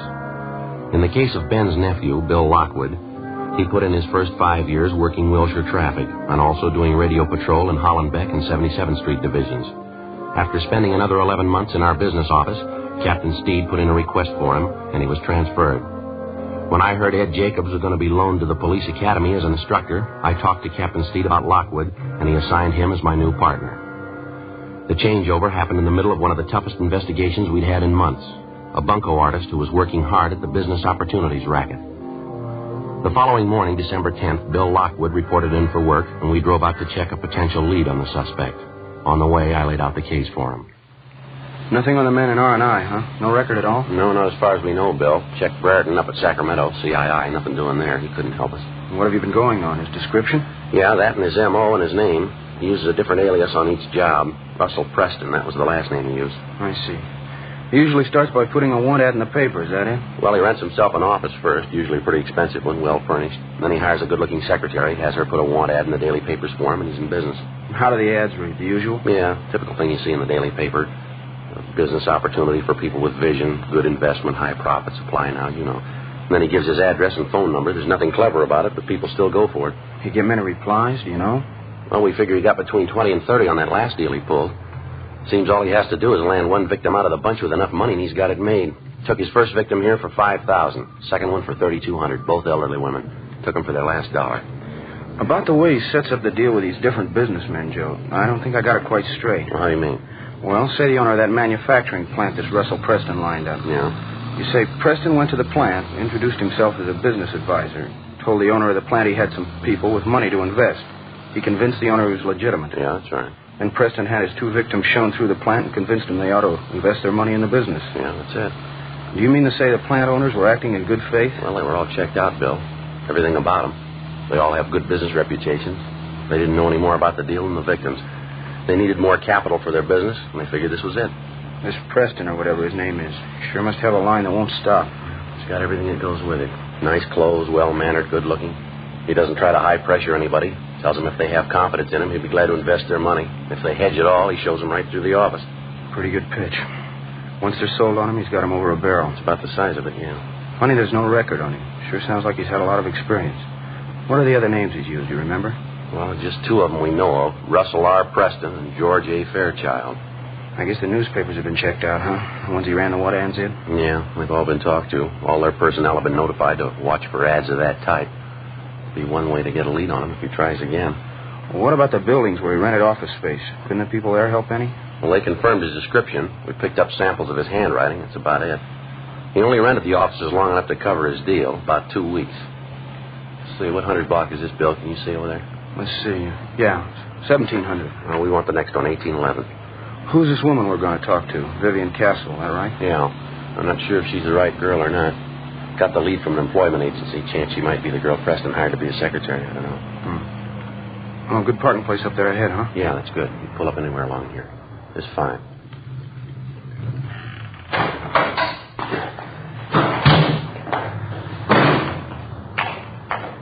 Two doors down, Joe. Real estate office, 1811. Yeah, I see it.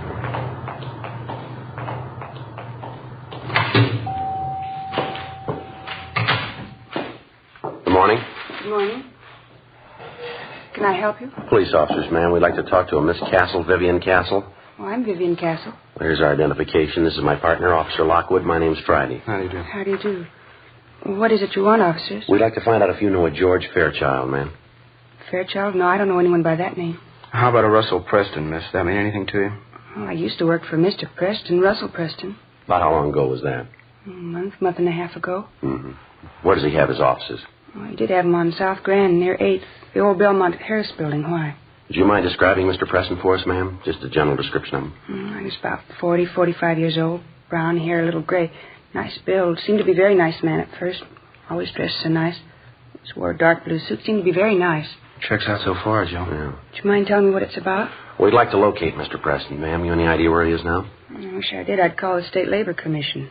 He seemed like such a nice man. I've never been so disappointed in my life. How do you mean, Miss Castle? He owes me 2 weeks' pay, $65 a week. Hired me as a private secretary. Good jobs aren't hard to get now, either. He can't say he was giving me a break when he hired me. Are you from the Labor Commission? No, ma'am, we're not. Could you tell us how long you worked for this Mr. Preston? Just 3 weeks. He said I was going to get paid every Friday. Gave me the money for the first week, and that's all. Kept waiting for my pay, but he kept putting me off. Last week and a half, he didn't even show up at the office. I was there all alone, 8 hours a day. Finally, the building manager showed up and told me it was all over. Mr. Preston closed the office. Didn't even have the decency to come in and say thank you, goodbye. I just left. And you have no idea at all where Mr. Preston is now? No, sir, I wish I did. Were there any office files, mail files, any way to get a possible line on him? As far as I know, I didn't keep any files for him. Matter of fact, I didn't do any work at all. Just a showpiece. I guess that's all he kept me there for. There's no reason why he shouldn't pay me, though. Are you sure you're not from the Labor Commission? Did Mr. Preston ever have you place any want ads in the daily papers, Miss Castle? Yeah, he did a couple of times. Ads for business opportunities, you know. He was in the investment business, helped people invest their money.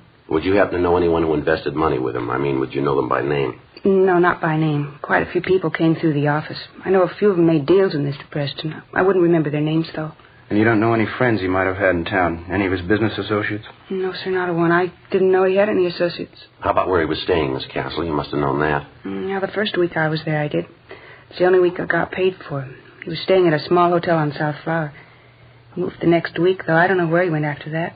Neither does the hotel, I asked them. Well, during the time you worked for him, ma'am, did you ever have anything to do with Mr. Preston socially? I mean, was it part of your job to go out to dinner with him, things like that? I did once or twice when he asked me. I didn't think it was part of my job, though. Mr. Preston didn't mention it either. Once we went out to dinner, just the two of us. Another time we went out with my girlfriend, Norma. I had a terrible time. Mr. Preston was awful. How do you mean, miss? Well, he drank too much and was throwing his weight around. You know, the boss.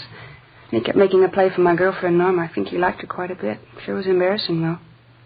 Look, would you mind telling me what's the matter? Is Mr. Preston in trouble with the police? Yes, ma'am, I'm afraid so. He's cheated some people out of quite a bit of money. It's not the first time either. Well, what was it? What did he do? Confidence scheme. Selling interest in a company he had no connection with. That isn't the limit. I guess it's my own fault. I should have known better. It's happened before. Ma'am? They hire you. They give you a beautiful office, nice soft chair to sit on. They never give you any work to do. You don't have to lift a finger. I finally got the drift. Yeah. Those are the kind you have to watch out for. Bill Lockwood and I continued questioning the former secretary of Russell Preston, alias George Fairchild, but she was unable to come up with any kind of a definite lead as to the suspect's whereabouts. We left our card with the girl, and she promised to contact us in the event she came across any information regarding Preston. For the rest of the day, we ran down 3 more possible leads. They came from an informant, a head waiter in a second-rate nightclub, a small-time grifter with an axe to grind, and they all figured they had the right answer, where to find Preston. We checked out the 3 locations they gave us, a motel out near Santa Monica, a rooming house in Hollywood, a cocktail lounge in Highland Park. Not one of the 3 paid off. Russell Preston, alias George Fairchild, wasn't known at any of the places, either by name, dress, or physical description. During the next 3 weeks, along with Sergeants Charlie Riblett and Ken Scarce of Bunco Detail, Bill Lockwood and I ran down every possible lead on the suspect. Hotels, the want ad departments of the daily papers, managers of downtown office buildings, secretarial employment agencies, small businesses advertising stock for sale. They got us nothing. Despite all the precautions and all the legwork, on January 6th, we got a call from a Mrs. Marie Barrett in the Westlake Park area. She owned and managed a toy shop just off Wilshire Boulevard. Bill Lockwood and I drove out to talk to her. Yes, they told me it was the opportunity of a lifetime, a big opportunity. I just can't believe it. Can't understand it. Why he even took me out and showed me the factory. Him and the man who ran the place. They're making plastics. Showed me the whole plant. You say the plant was out in Glendale, ma'am. Whereabouts? It was right along the San Fernando Road, maybe a mile or 2 before you get to the airport. They showed me through the whole plant. Who showed you through, Miss Barrett?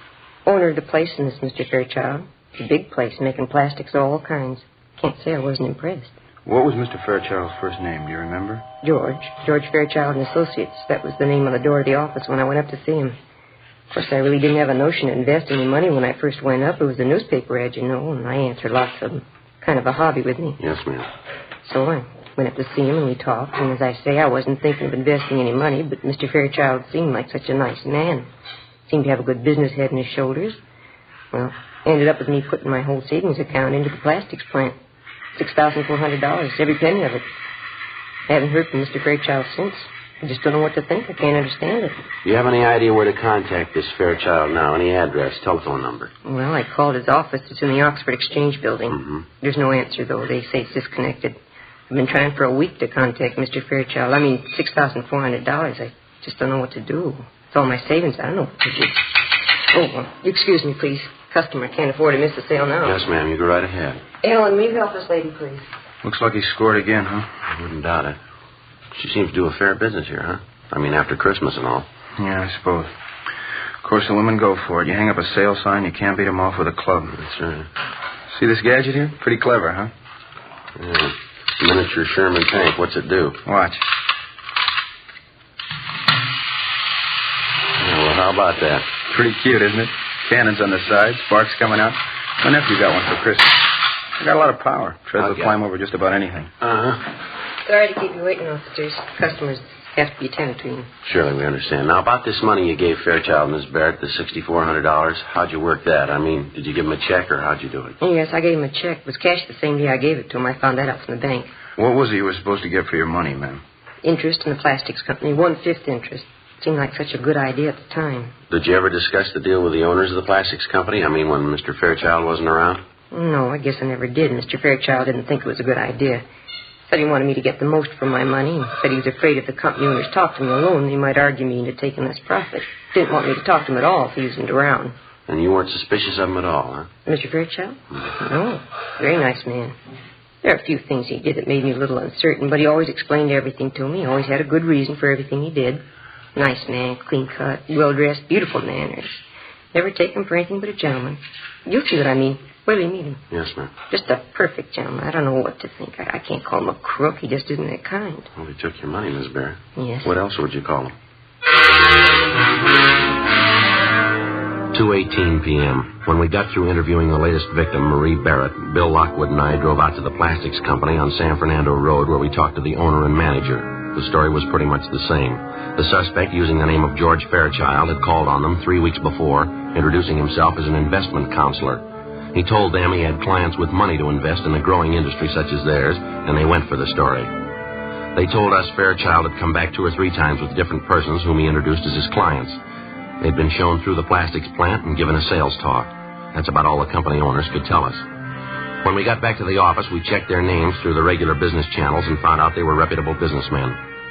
There was nothing to indicate that they had anything to do with the suspect's bunco operations. 4:30 p.m.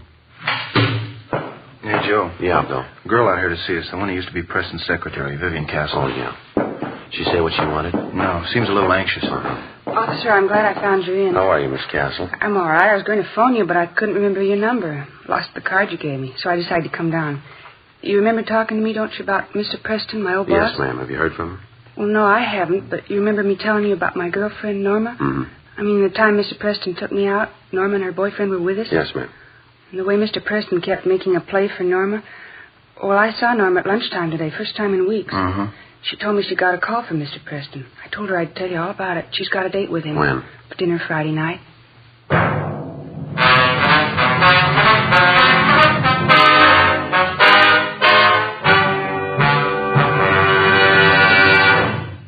You are listening to Dragnet, authentic stories of your police force in action.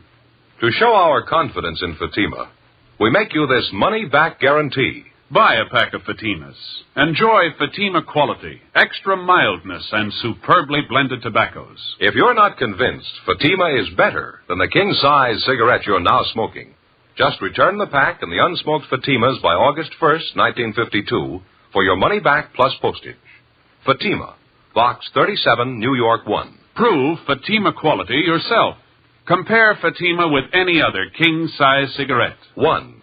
Fatima's length filters the smoke 85 millimeters for your protection. 2. Fatima's length cools the smoke for your protection. 3. Fatima's length gives you those extra puffs, 21% longer than standard cigarette size. And in Fatima, you get an extra mild and soothing smoke, plus the added protection of Fatima quality. Fatima gives you more for your money. Ask your dealer for Fatima in the bright, sunny yellow pack. Buy Fatima. Best of all, king-size cigarettes.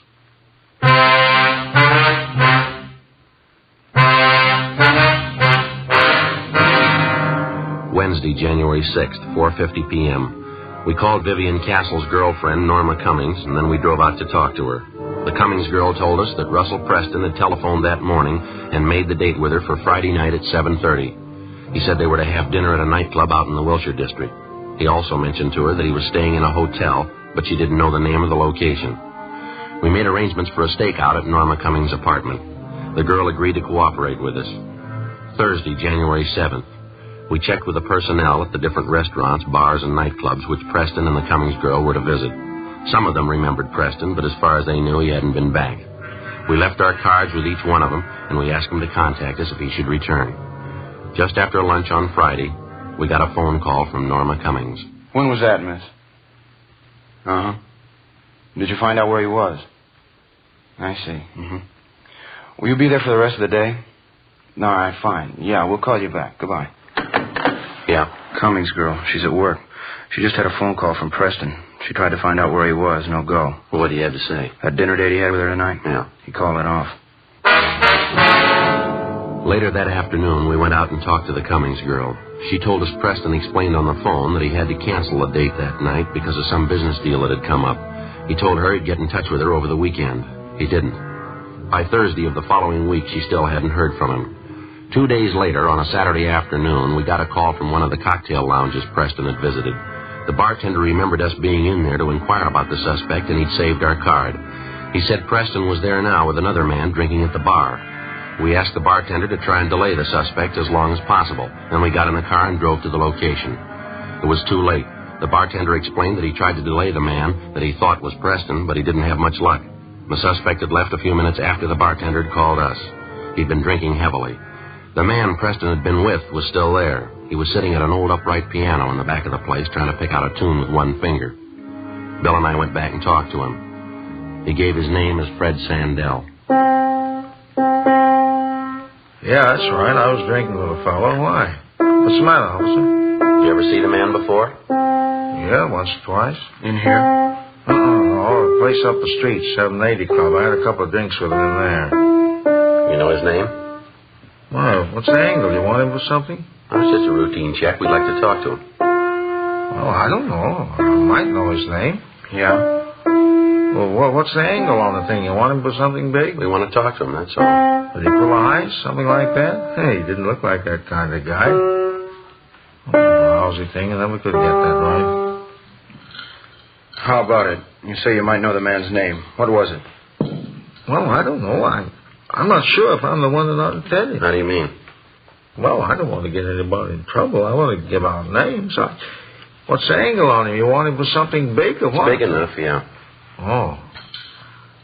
Well, his name's Preston, I think. That's the name he gave me, anyway. I see him around bars in the neighborhood every once in a while.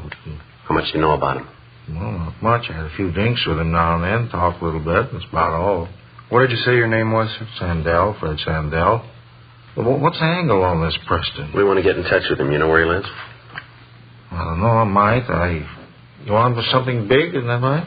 Well, what's the difference? We want him. Well, it could be a lot of difference. I mean, what's the angle? If it's important to you and I helped you, you'd probably want to do the right thing, huh? I don't know if I got you right. Well, I mean, if you really want the guy, you know. If it's important to you and I helped you reach him, you'd want to make it square with me, wouldn't you? Huh? And not that I'm asking for payoff. You understand that? Yeah, we understand. Where's Preston live? Well, I didn't say I knew where the guy lives. I didn't say that. Do you know where he lives? Well, I'm not sure. Am I? I don't know if I'll tell you, though. I don't. All right, you want to stand by here, Bill? I better check in. Yeah, fine. Okay.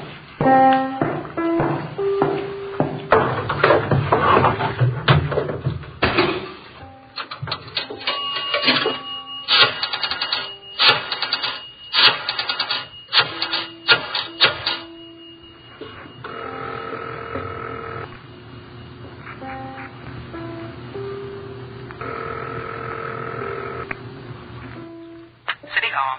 2625, please. 2625. Racket Bureau, Honda. Yeah, John, this is Joe Friday, Bunco. Yeah, Friday. I'd like to check on a suspect, John. He gives the name of Fred Sandell. He's a WMA, about 45, 5'10", 170 pounds, brown hair, brown eyes, ruddy complexion, small scar just below the left ear. Okay. Want me to call you back on that? Yeah, would you please? I'm at Dunkirk, 35016. Right, I'll call you. Thanks. Oh, say, John, could you switch me over to Bunco, please? I'm calling from outside. Yeah, sure. Hang on. Thank you. Yes? Would you switch? Switch this call over to Bunco detail, please? Bunco detail, surely. Bunco, Ripley. Joe Friday, Charlie. Anything doing? Oh, yeah, Joe, quite a bit. That suspect of yours, Russell Preston, Mm-hmm. he's been picked up. Yeah? Well, how'd that happen? A radio car picked him up 8th and South Grand. Drunk charge, I understand. He was pretty well plastered, wandering around the middle of the street.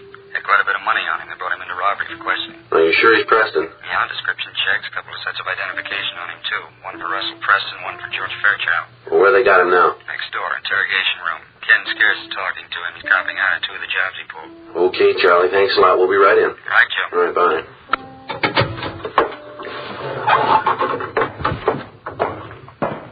Bill, see you a minute. Yeah.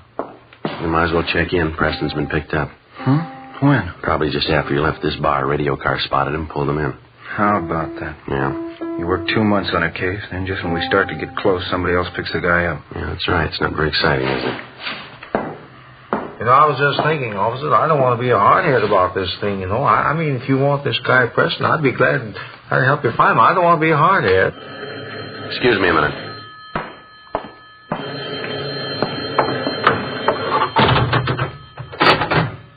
Yeah. John Hunter, Friday Record Bureau. Oh, yeah, John. I got a make on that name you asked for, Fred Sandell. There's a warrant on him. Grand Theft Auto. Got a pretty long record. You want me to read it off? No, that's all right, John. Right. Bye. Right, thank you.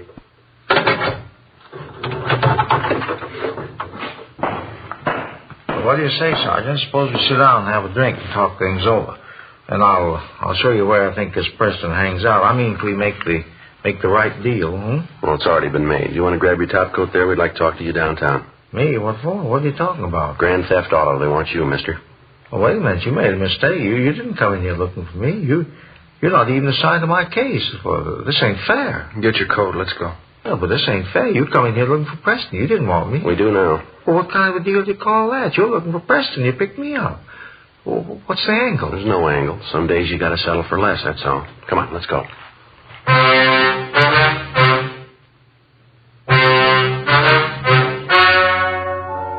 The story you have just heard was true.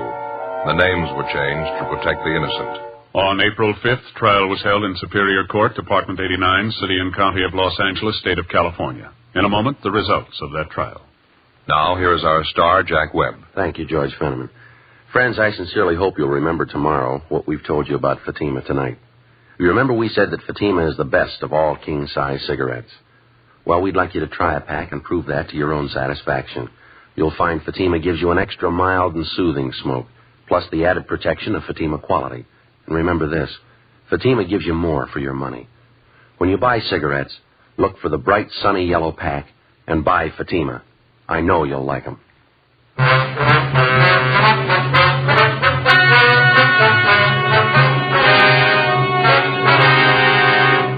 Russell R. Preston, alias George Fairchild, alias Robert Fairchild, was tried and convicted on 3 counts of grand theft. Fred Sandell was tried and convicted of grand theft, 1 count. Both men received sentences as prescribed by law. They are now serving their terms in the state penitentiary, San Quentin, California. Grand theft is punishable by imprisonment for not less than 1 nor more than 10 years.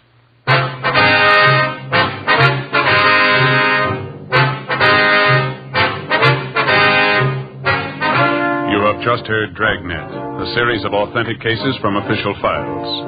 Technical advice comes from the Office of Chief of Police W.H. Parker, Los Angeles Police Department. Technical advisors Captain Jack Donahoe, Sergeant Marty Wynn, Sergeant Vance Brasher. Heard tonight were Martin Milner, Marion Richmond, Vic Rodman. Script by Jim Moser. Music by Walter Schumann. Hal Gibney speaking. Fatima Cigarettes, best of all king-size cigarettes, has brought you Dragnet, transcribed from Los Angeles.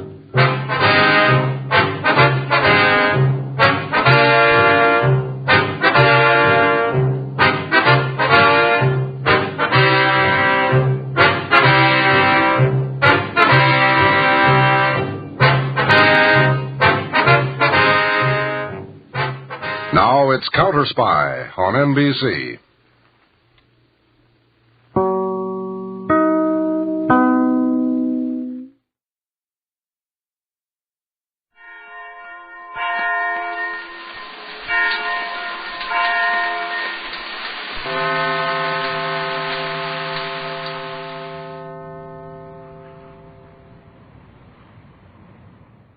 My name's Jeff Regan. I get 10 a day in expenses from a detective bureau run by a guy named Lyon, Anthony J. Lyon. I'm the Lion's Eye.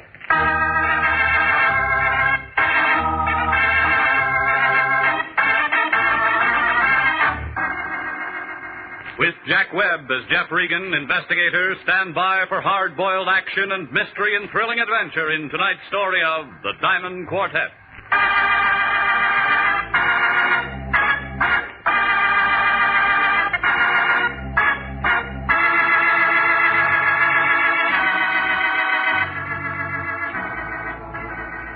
Well, this is the way it started. Melody called about 6 o'clock that night. She gave me the name of a restaurant out on the strip and said that Lion was waiting for me. I drove out there and found him squatting at one of the corner tables. He had a big white napkin tucked under all of his chins, and he was working on a plate of crab louis and a bottle of beer. A tall peroxide blonde in slacks and dark glasses was sitting across from him, watching him eat. And a couple of bald-headed waiters were just sort of standing around looking at the ceiling. Well, Regan, I see you got my message. You're right on time. Sit down. I want you to meet Miss, what did you say your name was, young lady? Madge will do. Just plain Madge, fatso. Regan, this is Madge. I hate gumshoes. They all stink. Okay, where'd you find her? Madge? Madge works for Mr. Daly, Mr. Pete Daly. He's a new client of ours. Isn't that right, Madge? All gumshoes are nosy. That's why I don't like them. Madge is going to drive you out to Mr. Daly's residence, Regan. Who's Daly? Very nice chap. I spoke with him on the phone. What's the job? Well, it's a rather delicate matter, and I think Mr. Daly himself can explain it better than I. Come on, all this gassing ain't getting us nowhere. The boss is waiting. Gumshoes talk too much. Yes, Regan, yes. I told Mr. Daly you'd be there by 7 o'clock. You just run along with Madge here and see what it's all about. Let's drift. Nice to have met you, Madge. Ah, dry up, fatso. Good. Call me, Regan. Call me if you're running into any trouble.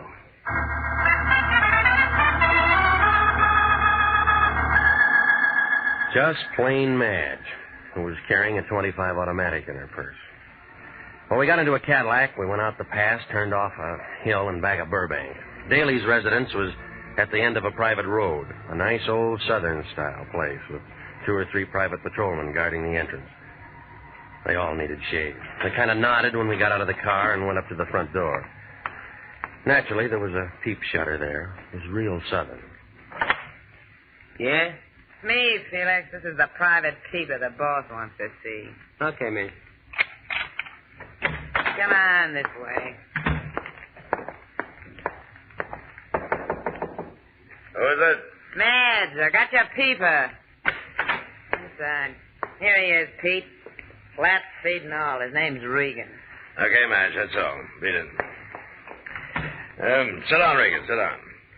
Don't mind Madge. She's kind of antisocial. Nice place you got. How's the gross? Yeah, I do all right. 2 crab tables, 2 faro games, a little roulette in the living room, but I have to be careful. I noticed that driving up. There's lots of money thrown around here every night. Somebody might get some ideas. You know how it is. What about the law? Law? No trouble with them. I just don't let them know I'm in operation. Mm-hmm. In my business, I haven't much use for private detectives. I don't generally like them. Neither does Madge. But I happen to need one right now. I want you to do a little job for me. You seem to have plenty of help around here. Wasn't that Felix Frazier at the door there? Last time I saw him, he was shadowing a banker up in Sacramento. Yes, that was Felix, all right, but it's a little different. Yeah. Never seen this before? No? Well, it's a little bit of necklace called the Diamond Quartet. It's worth quite a chunk of cash. These 4 diamonds are good stuff. So? Dame named Annabella Callender left it here a week ago. She was in kind of deep at the roulette table and was wearing this. She left it for security. How much did she lose? About 5 G's, I guess. Kind of screwy little dame. She's a widow with a lot of money and a boyfriend named Teddy Silco. He paints or something. They come here. And she loses steady. Every time. Well, she sent me a check today for the full amount of what she lost. Yeah? And I want you to take this thing back to her tonight. That it? That's it. I got my dough. She gets a little diamond necklace back. Just business. Well, it sounds simple. It's simple. You're a licensed investigator, bonded, insured. Don't want any fuss about this. You just take it back. Very simple. Okay. Now, you told me how simple it all is. Suppose you give me the hook. Did her check bounce? You want a drink? There wasn't any check. I thought it'd be something like that. Yeah. She called me a couple hours ago, said if I didn't have this thing back by tonight, she'd call a load of cops and come out and get it. Not such a dumb dame as that. As you're telling me. If she comes here with cops, I'm closed for the season, and this dump cost me a pile of dough. Felix was running the roulette table that night. I didn't know he'd taken this as security until we counted up. I should have pushed his mush in or something. Letting a dame like that make a setup. Maybe you'll do better next time. Ain't gonna be no next time, Regan. Here's her address. Here's the ice. Just take it to her, and I'll chalk it up to experience. You better get yourself a new boy at that table. Yes, you're telling me. Well, I took a taxi over to the restaurant in Hollywood, picked up my Buick, and drove to an apartment house near Pico and Beverly Drive. A couple of men in a little gray coupe were sitting in front of the building smoking cigarettes and pulling on their hat brims. I figured Daly was making sure I got the right address. Upstairs on the 5th floor, I leaned into the buzzer and waited to see what Mrs. Annabella Callender looked like. Oh, Teddy, I thought you'd never get here. The performance begins at 8:15, and you know the traffic. Oh, you aren't there. You Annabella Callender? Of course. Who are you? My name's Regan. Oh, Miss Regan. Well, I'm only waiting for Ted to get here so we can make first curtain of the Biltmore.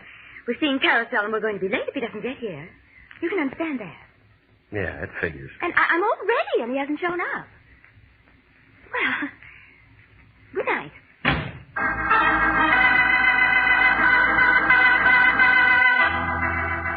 Yeah. Her white ermine cape and the black strapless thing needed a touch. But she had it. That necklace I had in my pocket, or a very good copy, was hanging around her neck, and it looked like 4 Klieg lights at a Hollywood premiere.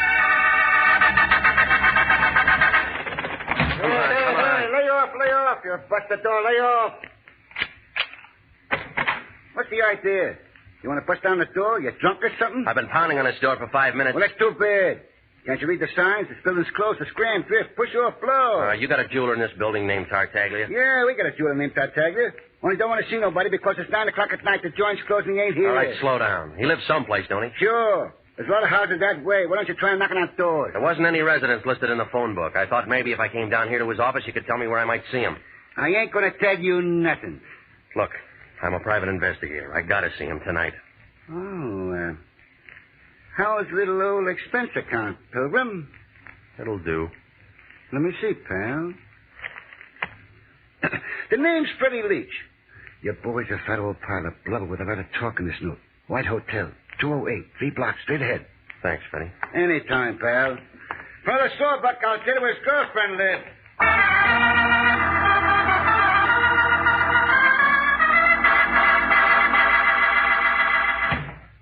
Well, come in, Mr. Regan. Come in. You find me a bit indisposed at this hour. I was preparing to retire, but you said it was a matter of jewelry. Therefore, Bert Tartaglia is at your service. Now then, sir, what is so urgent? I came to see you about a diamond necklace. I found your name stamped on the inside. House of Tartaglia, most respected name in diamonds as in all the lapidary arts. Most respected. I'm the last of 4 sons. All... Well, continue, Mr. Regan. Take a look at this. And how do you come into possession of the Diamond Quartet, sir? A man named Daly, who runs a gambling club, hired me to take it back to a lady named Callender. Gambling house? And how did Mr. Daly acquire it? She lost it at the roulette table. She left it so she could raise the cash. Deplorable conduct on her part. Annabella Callender, a very indiscreet young lady, to be sure. Lovely body, propelled by a ridiculous mind. I tried to take it back to her tonight. It's beautiful, isn't it, Mr. Regan? Beautiful. I want to know if it's real or not. Real, of course it's real. You sure? Mr. Regan, do you doubt my ability as a gemologist? Once in a lifetime, sir, only once in a lifetime does an artisan have the opportunity to create the perfect necklace. How much will it pull? Priceless in the amount of work. Roughly $65,000. See, here, under the light. See how carefully each stone is mounted. Without reservation, I pronounce the Diamond Quartet an incomparable masterpiece. Well, I saw one just like it tonight. Huh? I didn't quite follow you, sir. No one could create another Diamond Quartet except Bert Tartaglia. Well, and somebody made up a pretty good imitation. The finest workman at best would create only a crude resemblance. This kind of work demands an artist, Mr. Regan, an artist. But it could get by. Oh, to the unpracticed eye, yes. To the layman, perhaps, yes. Mm-hmm. That's all I wanted to know. Later to Nanquis herba, eh? What was that? Latin. A snake in the grass, eh? Maybe. Your expression tells me you're concerned for the safety of this piece. I have a safe here in my room if you care. No, it'll be all right. Well, then, you leave satisfied, I trust. Yeah, thanks. Think nothing of it, Mr. Regan. Think nothing of it. Just remember the house of Tartaglia when you want fine jewels. Good evening, sir.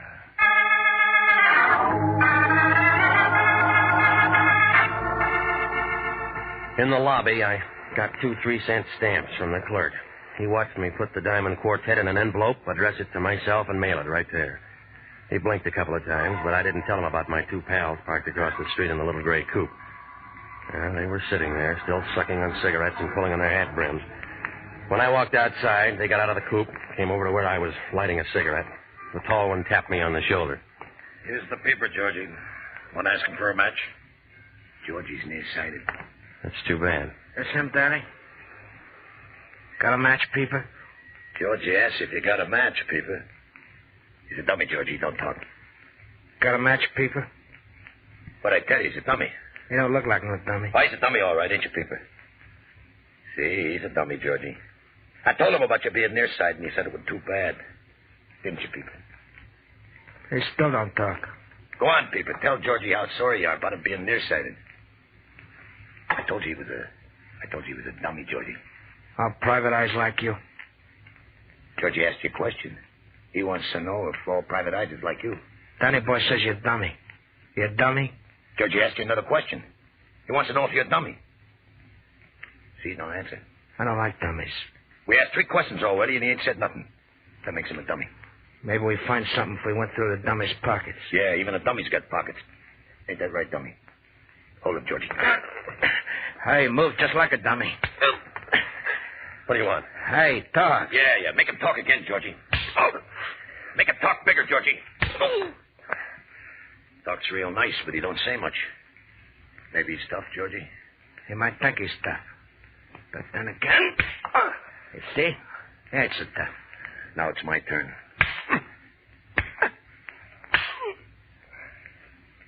Hey. You don't talk no more, Danny. This Peeper ain't no pretty picture, Georgie. Why you want to hold him up?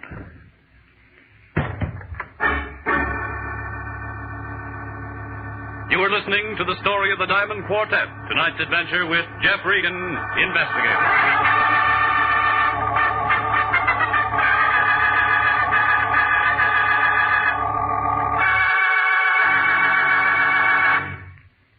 $29,000 nurses are needed now to join the new Army Nurse Corps Officers Reserve.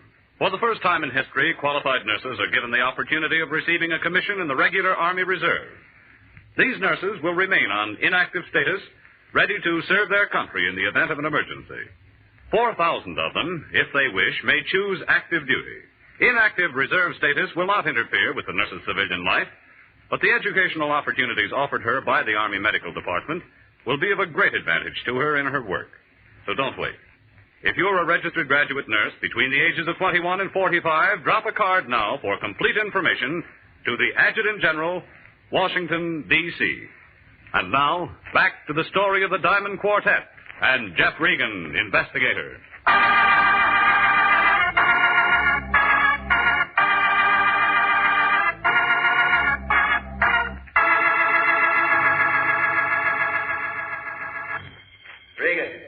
Regan, can you hear me, Regan? Nurse, are you sure he's coming too? He had quite a beating, Mr. Lyon, but he's coming around. Regan, can you hear me? Can you hear me? Regan, can you hear me? I think he's with us now. It's me, Regan. What happened to you? Why didn't you call? Regan, do you understand me? What's this? That's your head. It isn't very pretty, let me tell you that. I'll be at my desk, Mr. Lyon. All right. Come on, give it to me. What happened? An hour ago, the receiving hospital telephones me that they picked you up in some gutter. I come down to see what's what, and you lay there and ask me, what's this? Well, it's a wrong job. Another punk client. As long as they've got the dough, we love them all. Who are you fighting with? A couple of boys named Danny and Georgie. A couple of boys named Danny and Georgie. Well, would you mind telling me just where you've been while you should have been doing what you were hired to do? I was out with Danny and Georgie. Sure. You were out with Danny and Georgie. But what did you do before that? And what did you do with the necklace? That Diamond Quartet or whatever it is. I mailed it. You mailed it? You were hired to deliver that thing personally, and you mail it. Where's my clothes? Regan, I'll never understand you. I'll never understand you or the way you do things. I send you out on a simple little job. All you have to do is take a necklace back, and what do? You wind up bleeding all over the city street. Here's your pants. What time you got? 3 o'clock in the morning. It's always 3 o'clock in the morning when somebody telephones me that you're in trouble somewhere. Well, why don't you go home and go back to bed? I haven't been to bed. I haven't had one wink of sleep tonight. You know why? Because on top of all my other troubles, some dame who sounds like she has a suit full of hooch has been calling my place every half hour asking for you. My place. Why didn't you tell her to call my place? I did tell her to call your place. I told her a couple of hundred times to call your place. Then I told her to shut up. Coat. Here. You look terrible. Terrible. She give you a name? Annabella something or other. I don't know. What I want to know is... Hey, where are you going? Who's going to pay this hospital bill? Where are you going?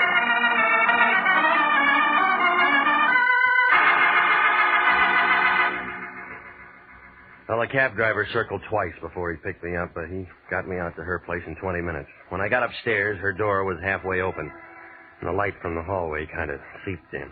She was sitting in a big chair right by the door. I don't know why, but she was holding the phone on her lap, just sitting there, looking at nothing. Oh, Mr. Regan. It's you. You came back. Yeah. I don't think you're going to need this. Oh. Well then, Mr. Regan. Well then. I suppose you've met some people tonight who know a great deal about me. Some? A gambler? A jeweler? And of course they told you how I carry on with money and all that. Everyone seems to know that. Yeah, Daly told me. Do you know about Charles? Charles and I had so many things together, and it was so much fun being alive with him. You like to have fun, Mr. Regan? I do think he enjoyed being alive with me. I mean, I cried when Charles was killed. I really did. I cried. I didn't know what to do. I cried. How long ago was that? Well, Charles was killed 3 years ago. But now I have Teddy. He's really a dear. You should meet him. We should all have a drink together or something. Teddy's a fine artist. Very fine artist. I think you'll be very prominent someday. I do. I really do think Teddy will be very prominent someday. Of course, it wouldn't make any difference now. Did they tell you that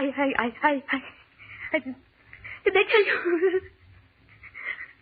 It's funny. I can't seem to get my tongue adjusted to my mouth. Did that ever happen to you, Mr. Regan? Sometimes. Eddie asked me to marry him tonight. He did? Yes, I've been very lonely since Charles died. It isn't my money that Teddy's interested in, I'm certain. Teddy has some money of his own, although many people don't know it. What is money, Mr. Regan? What would you say, money? Oh, dear, I go into that business about my tongue. You think I should see a correctionist? Why did you call me tonight? You're the only detective I know. And I really don't know you. It's just that Mr. Daly said you were a detective. Why did you want to see me? I really can't understand money. I know it must sound strange to you, but some people live for it, and some people die for it, and some people... What's wrong? What is it? Come on. Oh, they do look so funny. So very funny. I've seen them count money. Oh, so much money. And I really believe that's all they live for. They handle it and caress it now. Come on, tell me, what's wrong?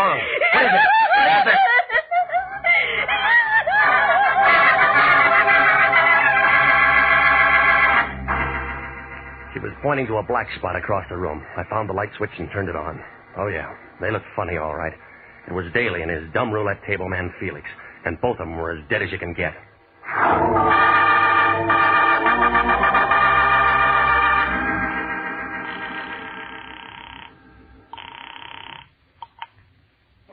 I've been waiting up all night. I knew you'd telephone and say you'd marry me. Yeah. Your name's Silko? Oh, yes, I was expecting... My name's Regan. I'm a private investigator. I'm calling from her apartment. Annabella's? Now, listen.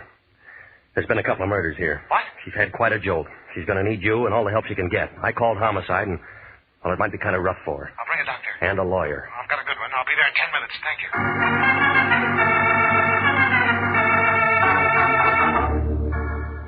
Well, he showed up about the same time Wendetti and the homicide boys got there.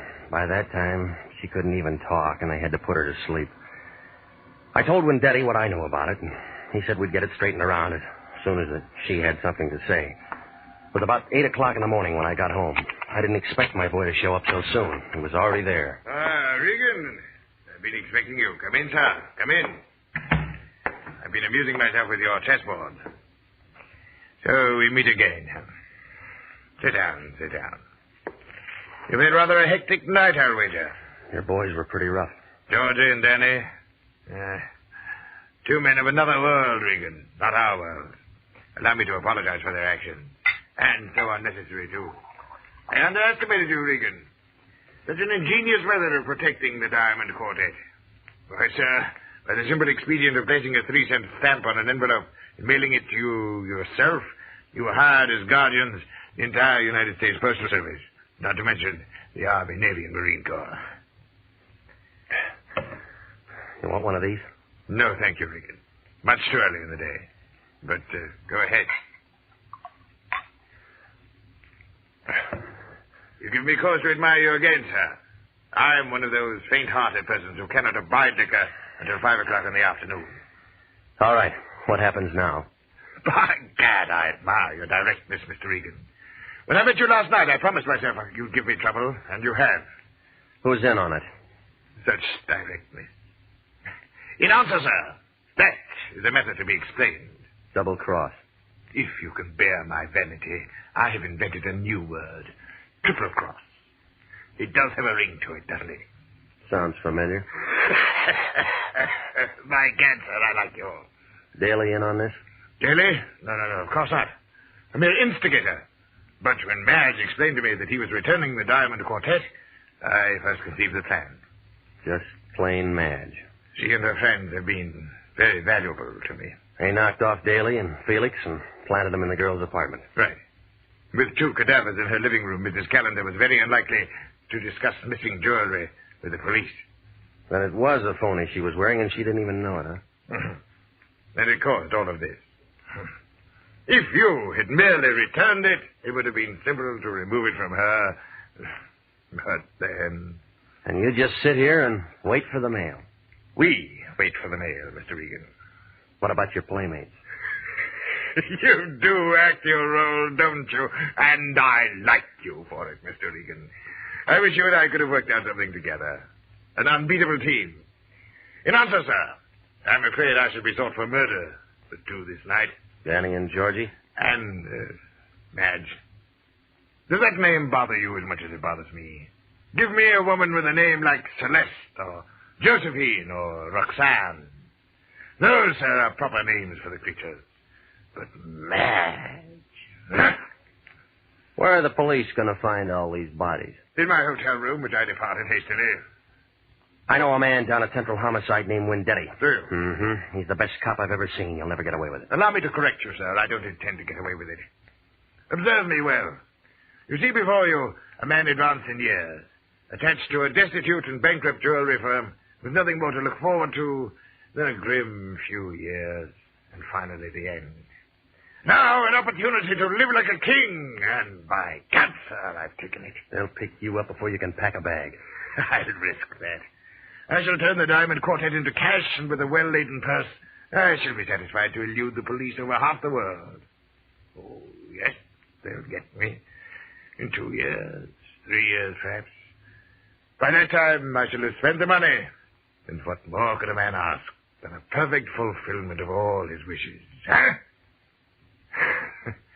I ask you, sir, as one gentleman to another, what more could a man ask? You have company, and I have a gun. Answer it. Tell him to go away. I'll be right beside you. All right. Open it. One side, Chalmers. I got a gun. Madge. Thought I'd find you here, plump boy. Get into such a good job on me. Caution, my dear. I have a gun, too. I can last long enough to let you have it. Get out of my way, people. Oh.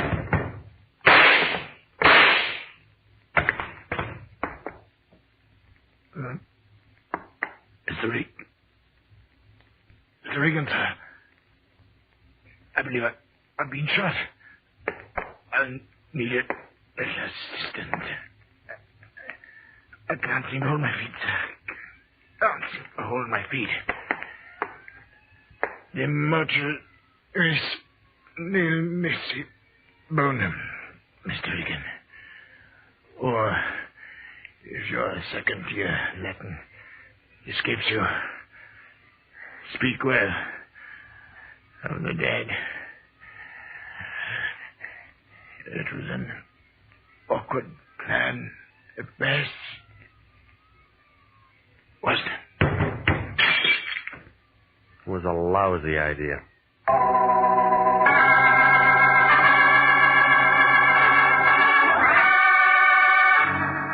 Well, there wasn't anybody left for Wendy to arrest, so we sat around and looked at each other. Wendy agreed that Madge double-crossed Daly, Tartaglia double-crossed Madge and her boys.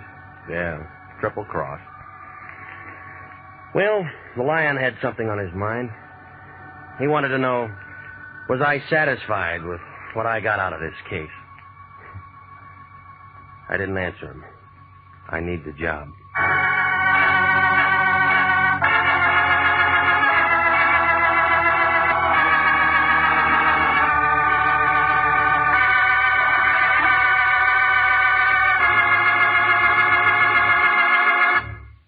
The Army Nurse Corps Reserve still has commissions available.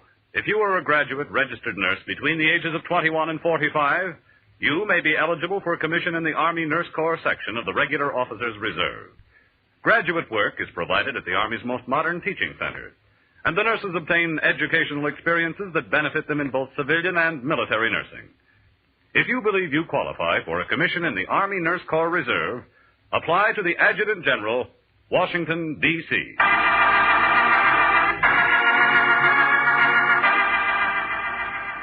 Jack Webb is featured as Jeff Regan, with Wilms Herbert as Anthony J. Lyon. The role of Bert Tartaglia was played by Barry Kruger. Lorene Tuttle was Annabella Callender. It's CBS same time next week for trouble, suspense, and thrilling adventure with Jeff Regan, Investigator. Written by E. Jack Newman, produced by Gordon T. Hughes, directed tonight by Cliff Howell. This is CBS, the Columbia Broadcasting System.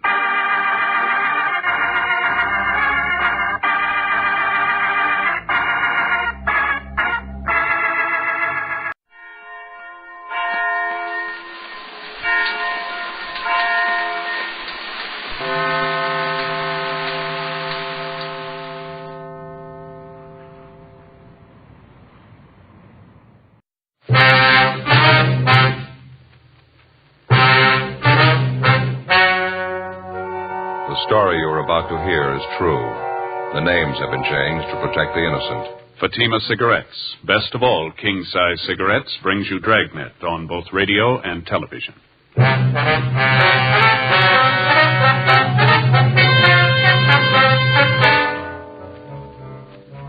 You're a detective sergeant. You're assigned to homicide detail. You get a call from the receiving hospital in your city. A dead body has been left in the hospital elevator. There's no lead to the identity of the corpse. There's no apparent cause of death. Your job, investigate. Compare Fatima with any other king-size cigarette. Yes, compare Fatima with any other king-size cigarette. 1. Fatima's length filters the smoke 85 millimeters for your protection. 2. Fatima's length cools the smoke for your protection. 3. Fatima's length gives you those extra puffs, 21% longer than standard cigarette size. Fatima gives you more for your money. And in king-size Fatima, you get an extra mild and soothing smoke, plus the added protection of Fatima quality. Buy Fatima in the bright, sunny yellow pack.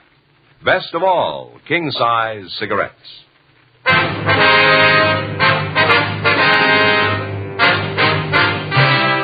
Dragnet, the documented drama of an actual crime. For the next 30 minutes, in cooperation with the Los Angeles Police Department, you will travel step by step on the side of the law through an actual case transcribed from official police files. From beginning to end, from crime to punishment, Dragnet is the story of your police force in action. It was Wednesday, November 9th. It was foggy in Los Angeles. We were working the night watch out of homicide detail. My partner's Bill Lockwood. The boss is Captain Lorman. My name's Friday. It was 11:28 p.m. when we got to the third floor at Georgia Street Receiving Hospital, Dr. Terrell's office. Friday, glad to see you. Been waiting for you. We made it as soon as we could, Doctor. I'd like to have you meet my new partner, Bill Lockwood, Dr. Terrell, Bill. How are you? I think I've seen you around, Lockwood. Yes, sir. How are you? I understand you got a problem, Doc. What's the story? Odd one. Happened a few minutes after 11. You want to sit down a minute? I'll fill you in before we go back and take a look at the body. Thank you very much. I understand it's a woman, that right? Yeah, Grace Morgan. She's the night nurse on duty. She told me she was sitting at the desk checking over some patients' cards. It was about 5-10 minutes after 11 when she heard the elevator come up. Mm-hmm. She heard the elevator stop and the doors open. Kept on checking the cards there, didn't pay any attention to it, and then she realized nobody got out of the elevator. She looked up, and the elevator doors were still open. She saw this young woman slumped over in a wheelchair sitting there in the elevator. The woman was alone, was she? That's right. The nurse went over and wheeled her out of the elevator. The woman was wearing a nightgown, a bathrobe over that. She was unconscious. Nurse called me. The two of us took the woman into a treatment room. I examined her. She was dead. Any indication how long? The body was still warm. She'd only been dead a short time. Any idea of the cause of death? I noticed a couple of abrasions on her right shoulder, another one in the right temporal region. Not positive, but I don't think any of them were severe enough to cause death. No other markings at all? No, she seemed to have been in good physical condition. Noticed a strong smell of alcohol, though. Could be she'd been drinking. Is the nurse pretty sure the woman came up the elevator alone? Possibility one of the attendants might have brought her up? No, I checked with the attendant on duty down in the first floor lobby, Ray Collins. He didn't bring her up. He said a man came in the lobby about 11 o'clock. Said he had a sick woman out in his car. He asked for a wheelchair to bring her in. Ray asked if he could help, but the man said he'd take care of it. That's all Ray knows about it. He let the man have a wheelchair, then he went in the back room to change some linens on the ambulance stretcher. Mm-hmm. Any possibility one of the other attendants might have brought her up in the elevator? No, Collins was the only attendant on duty. Mm-hmm. Well, I'd like to talk to him. Is he still around? Yeah, I knew you'd want to see him. He was off duty 11:30. I held him over. He's down at the corner having a sandwich. He ought to be back in a few minutes. And what do you figure, Doctor? Think the woman could have operated the elevator herself? Possible. Not too probable, though. It's a self-operating elevator, automatic. Mm-hmm. Someone could have wheeled the woman into the elevator, pushed the button for the third floor, and then stepped back. Would have taken her straight up. Yeah. The nurse is sure the elevator didn't go back down after it got up here, huh? Positive. She heard the elevator doors open. They stayed that way. She kept waiting for someone to come out, and that's what attracted her attention. I see. How about identification? The woman have a purse with her or anything like that, Doc? No, all she had was what she was wearing, nightgown, slippers, and bathrobe. Let's go back and have a look. I'll show you. Okay, thank you. You say the only markings on the body are those abrasions on the shoulder and the forehead. Yeah, that's right. And you don't think that's why she's dead? You got any ideas at all? Well, I wouldn't want to say, Lockwood. Strange one. I'm going to have to wait for the autopsy. Well, how about the wheelchair the woman came up in, Doc? Where's it now? Back here in the same room with the body. I gave notice it wasn't to be touched. I knew you'd want to check. Oh, fine. In here. All right to smoke in here? Yeah, sure. Fine. Want a cigarette? No, thanks. Bill? No. Over here on the table. Mm-hmm. Nurse put the woman's clothing over there. Nightgown, slippers, bathrobe. I see. Seems to be a fairly young woman. I'd say in her early 30s. Nice-looking girl. Well-groomed. Notice her hair and fingernails. Well-kept. A bruise there on her head. Took a pretty good blow to cause that, wouldn't you say? Yeah. Might even be worse than it looks. Hard to say right now. Other abrasions I was telling you about, right here along the clavicle, seem to be fairly distinct. 3 or 4 of them. That's all of them, huh? That's it. Like I say, we'll know more after they post the body. Mm-hmm. Take a look at the clothing over here. Want to check over the bathrobe, Bill? Yeah. There's no label here. Size marking, though. Size 34. Just an ordinary rayon nightgown. Seems to be fairly new. It's not damaged. Nothing on the bathrobe, Joe. Both pockets empty, no visible markings. Manufacturer's label here. Fairly common trade name. Mm-hmm. Laundry marks? No, none showing. We can have the crime lab check them over. How about the slippers? No, it's the same. Nothing. You fellas want me to notify the coroner? No, we'll get it, Doc. We have to call in for the crime lab crew anyway. It looks like a rough one. We don't even know what we've got. We can't figure it. If somebody murdered the woman, why'd they bring her here to die? Yeah. If she was sick or hurt and they were worried enough about it to bring her here, why'd they want to get rid of her? Leave her alone in an elevator. Yeah. Doesn't make sense. Somebody's got something to hide. Sure could use a lead. Man puts her on the elevator and sends her up 3 floors. Don't know who she is, how she died. Don't even know where she came from. Well, there's no choice. We'll just start at the beginning. Yeah? Ground floor. 11:52 p.m. The receiving hospital attendant, Ray Collins, returned, and we interviewed him in Dr. Terrell's office. He told us substantially the same thing the doctor had told us. At a few minutes past 11 o'clock that night, a man entered the lobby of the hospital and asked for a wheelchair to move a patient up to the 3rd floor. Collins stated he gave the man the wheelchair. The man refused his offer of assistance, and Collins went on about his work. He didn't see the patient, and he didn't see any car parked outside, and he was able to give us only a partial description of the man himself. A male Caucasian, about 35 years old, short, heavy build, dark hair. The crew from the crime lab arrived and began their investigation. The body was photographed and fingerprinted, and the wheelchair was also dusted for prints. The clothing was packed up to be taken downtown for further examination. After the men from the crime lab left, Bill Lockwood began a canvass of the immediate neighborhood for possible witnesses. Meantime, I checked with the rest of the hospital personnel and the patients. They could tell me nothing. 12:30 a.m., I met Bill back at Dr. Terrell's office.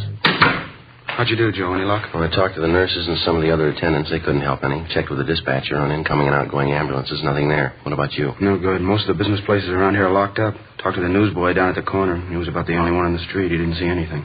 Sure going slow, isn't it? Might give Bergman a call, see if he's got the woman's prints classified yet. How about the coroner? Show up yet? Yeah, I think he's in there now. Yes, ma'am. Give me station 2557. Yeah, that's right. Latent prints. Hi, let me talk to Bergman, please. Right. Yeah, Dean, Joe Friday. No, we're still over at the hospital. You do any good on those prints? Uh-huh. Yeah, that's what we figured. How about her prints? Mm-hmm. Okay, Dean, thanks. Yeah, right. Well, we're still batting 1,000. What do you say? They make her prints? Nothing in records on her. Dean's going to send along a set to Washington, see if they got anything. How about the wheelchair? Any prints there? Well, the nurses and Doc Terrell's, that's all. We figured on that, didn't we? Lousy luck. Sure is. I checked with missing persons while you were out. There's nothing there either. Well, that about finishes up here, huh? Yeah, we better get back to the office. Joe? Yeah, Doc. I think I got something for you here. Yeah? Nurse at the switchboard got a call a minute ago. Man's voice wanted to know the condition of Carla Cheswick. Mm-hmm. Nurse checked the list of patients, didn't find anyone by that name. The man insisted she's here. The nurse asked him what time the woman was admitted to the hospital. He told her 11 o'clock tonight. Yeah? The man said, I know she's there. I brought her myself.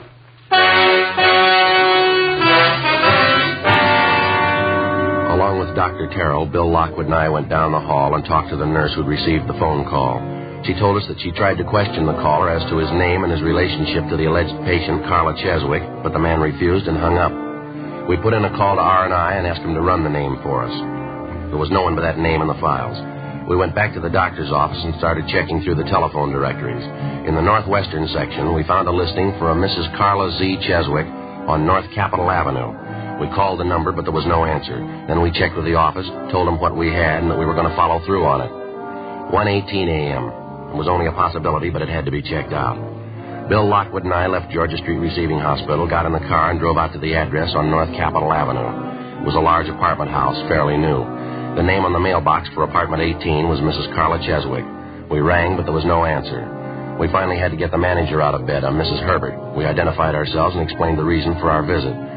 She got a pass key, showed us upstairs to the second floor, and let us in apartment 18. There was no one there, but there was evidence of a recent party within a matter of hours. Half-filled cocktail glasses, an empty whiskey bottle, a glass bowl containing partially melted ice cubes. An end table in the corner had been overturned. In the bedroom, women's clothing was scattered on the floor and on the dressing table. On the mantel in the living room, there was a picture of a woman. Did you notice anything unusual about her at that time, Miss Herbert? I mean, anything out of the ordinary? No, don't think so. She'd been drinking some. I'm pretty sure of that, but that's not unusual for Mrs. Cheswick. She drinks quite a bit. Parties and things. Runs around a lot. Yes, ma'am. You didn't notice anything about her face? No cuts, bruises, anything like that? No, nothing like that. Why? And you told us she had quite a few men friends. Do you know any of their names, where they live? No, can't say to do. She was just one of the tenants. I didn't try to get acquainted. Didn't have much in common with her. The other tenants didn't either, matter of fact. She kept pretty much to herself, her and her friends. Mm-hmm. I see. Now, about this party she had last night, Miss Herbert, you say you don't know who was there with her? No, I'm afraid I don't. When I called her on the phone to ask her to quiet things down, I heard that one man's voice talking. That's about all, though. I couldn't tell you who was there. Well, is there anyone at all that you know of that was close to her? I mean, someone we could talk to about her. Well, her husband, I suppose. He's the only one close to her I know. He comes around every month and takes care of the rent. Kind of a peculiar thing, but I never questioned it. I figured it's their business, live and let live. You have any idea where we can find the husband, ma'am? No, I'm not sure. He works at a machine shop out near Glendale. I have his home address in my rent book downstairs if you want it. Yes, ma'am, we'd like to have that if we could. Would you happen to know how Mrs. Cheswick and her husband got along? I mean, this separation of theirs. Was it friendly, or did they still quarrel quite a bit? No, as far as I know, they got along all right, as long as they didn't have to live together. Poor Mr. Cheswick, I feel sorry for him. He's going to take it hard. His wife, I don't know whether to blame or pity her. She was a terrible disappointment to him. That's so? I had a long talk with him once. Seemed like such a nice man, hard worker. And his wife, he was so disgusted. I mean, drinking all the time, going out with different men. Bitter disappointment. He told me how he felt. Well, did he seem violent on the subject? I mean, did he feel anger toward his wife? Would you know? No, just pity. He said he'd rather have her dead than go on the way she was.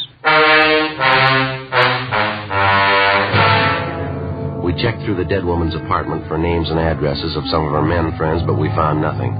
The crew from the crime lab went over the apartment thoroughly. The only evidence found were fingerprints on some of the cocktail glasses. Along with the apartment manager, Mrs. Herbert, we went downstairs, and she gave us Mr. Cheswick's home address and also his place of employment. 2:30 a.m. We got to a phone and called Cheswick's home, but the people he was staying with told us that he wasn't there. He was working the all-night shift at a farm implement factory on Glendale Boulevard. 3:05 a.m. Bill and I drove out to the factory and checked with the night personnel superintendent. He directed us to the factory repair shop where Cheswick was employed as a welder. The foreman at the repair shop pointed him out for us. Cheswick was working on the welding line, a tall, thin man, slight build. Bill Lockwood and I went back and introduced ourselves. Yes, sir, Ernie Cheswick. That's my name. What can I do for you? I'd like to talk to you for a few minutes if we could. It's about your wife. Carla?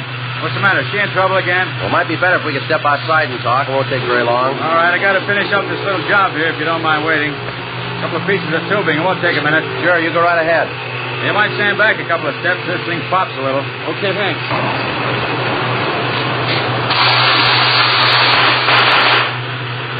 Too much oxygen. Have to light it again. Yeah, that does it. Don't look at the flames, Joe. Bad for your eyes. Yeah, I know. They're sure in their money, don't they? Yeah, they seem to. A lot of work. Finish in a second here. Okay, that's got it. Now, what's this about my wife, Sergeant? What's the matter? We understand you're separated from her, Mr. Cheswick. Yeah, that's right. About a year ago now. I finally gave it up as a bad job. Wasn't anything I could do for her. Nothing anybody could do for her. Hopeless. Well, when's the last time you saw her? First of the month. Went by to pay her rent. Dropped in to say hello, that's all. I stay away as much as I can. No good bum, that's about all you can say about her. Ashamed to admit I was even married to her. Why do you ask, anyway? Your wife's dead, Mr. Cheswick. Yeah? Yes, sir. She died late last night. Found her at Georgia Street Receiving Hospital. Oh. Guess I've been expecting something like that. I can't feel sorry. It's probably the best thing for her. How'd it happen? Well, we're not sure. I wonder if we could step outside. Sure be a lot easier to talk, wouldn't it? Yeah, all right. Fine. Over here, we can duck out the back way. Okay.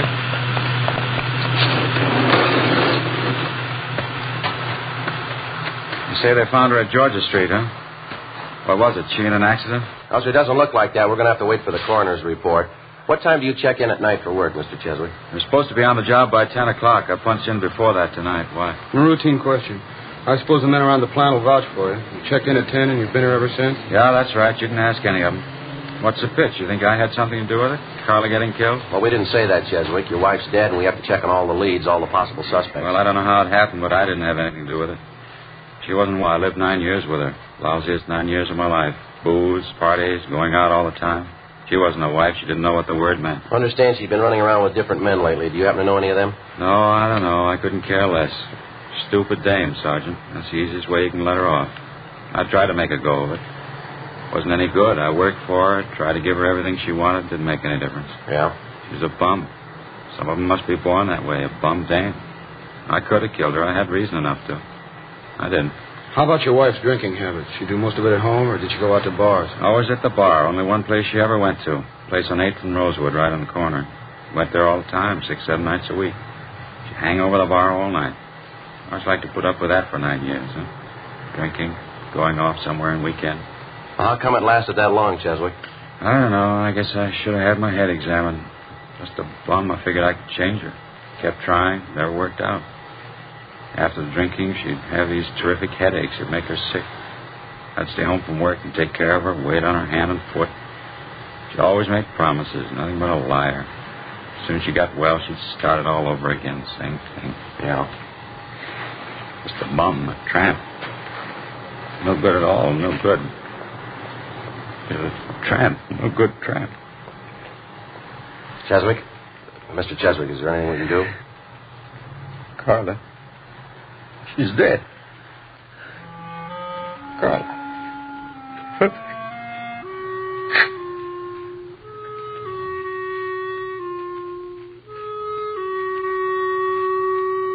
When the dead woman's husband, Ernest Cheswick, recovered, we continued questioning him, but we got nowhere. Before we left the plant, we checked his time card, talked to the machine shop foreman and some of the men Cheswick worked with. We got the same story all along the line. Cheswick had showed up for work at 9:46 p.m. the night before and had not left the plant since that time. 4:35 a.m. Bill and I got in a car, drove back to the office, and typed up a 15.7 report for Captain Lorman. 8:30 a.m., over in the county morgue, the body of Mrs. Cheswick was being posted.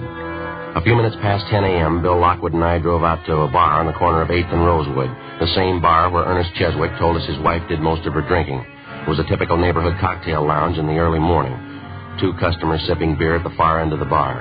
The manager busy washing glasses and bringing in supplies. We called him over and identified ourselves.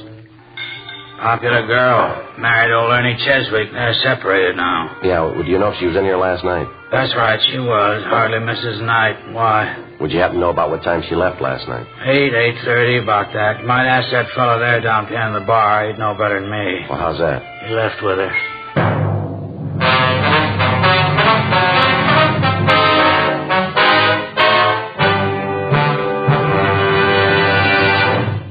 You are listening to Dragnet, authentic stories of your police force in action. To show our confidence in Fatima, we make this money-back guarantee. Buy a pack of Fatimas. Enjoy Fatima quality, extra mildness, and superbly blended tobaccos. If you're not convinced Fatima is better than the king-size cigarette you're now smoking, just return the pack and the unsmoked Fatimas by August 1st, 1952, for your money back plus postage. Fatima, Box 37, New York 1. Prove Fatima quality yourself. Compare Fatima with any other king-size cigarette. 1. Fatima's length filters the smoke 85 millimeters for your protection. 2. Fatima's length cools the smoke for your protection. 3. Fatima's length gives you those extra puffs, 21% longer than standard cigarette size. Fatima gives you more for your money. And in Fatima, you get an extra mild and soothing smoke, plus the added protection of Fatima quality. Ask your dealer for Fatima in the bright sunny yellow pack. Best of all, king-size cigarettes.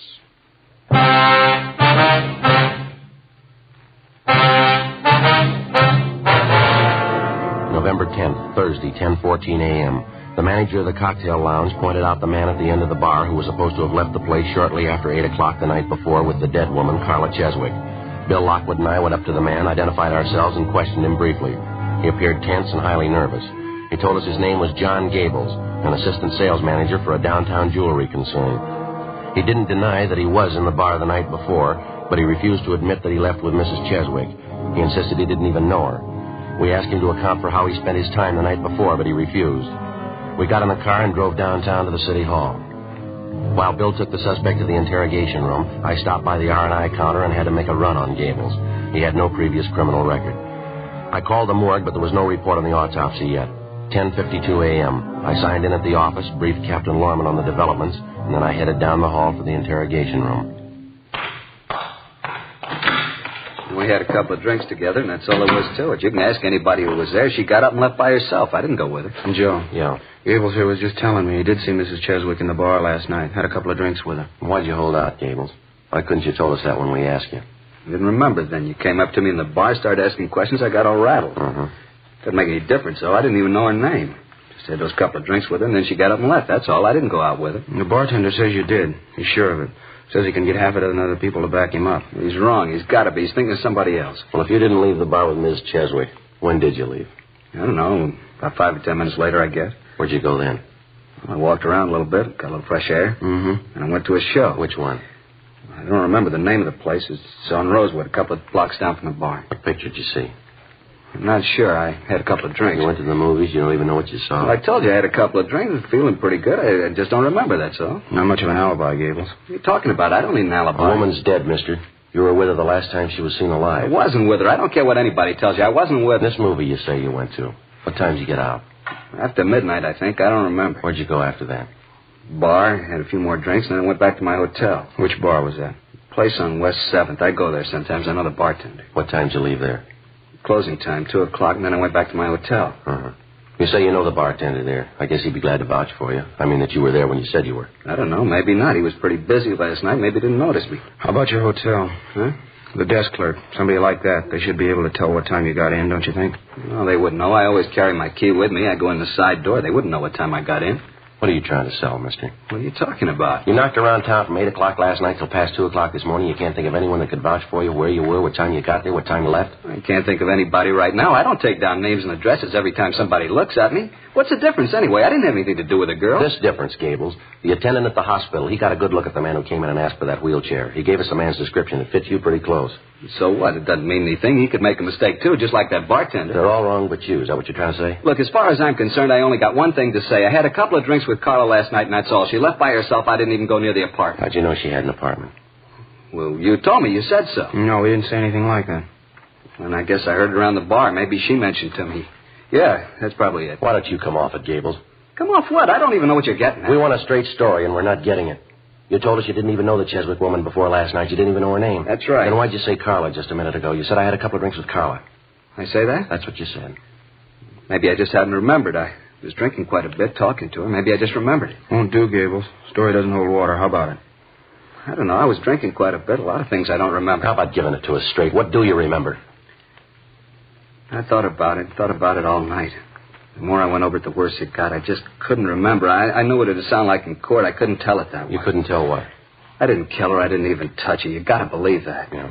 I left the bar with her about 8:15, 8:30. She invited me up to her apartment. She was pretty well gone. Had quite a few drinks. We got there, had some more to drink, and then Carla got up and started for the kitchen to get some more ice. She tripped, I think, stumbled a little bit, and then she fell down. I think that's the way it was. All right, go on. She tried to get up, and then she fell again. It wasn't a bad fall, though. I figured she just passed out.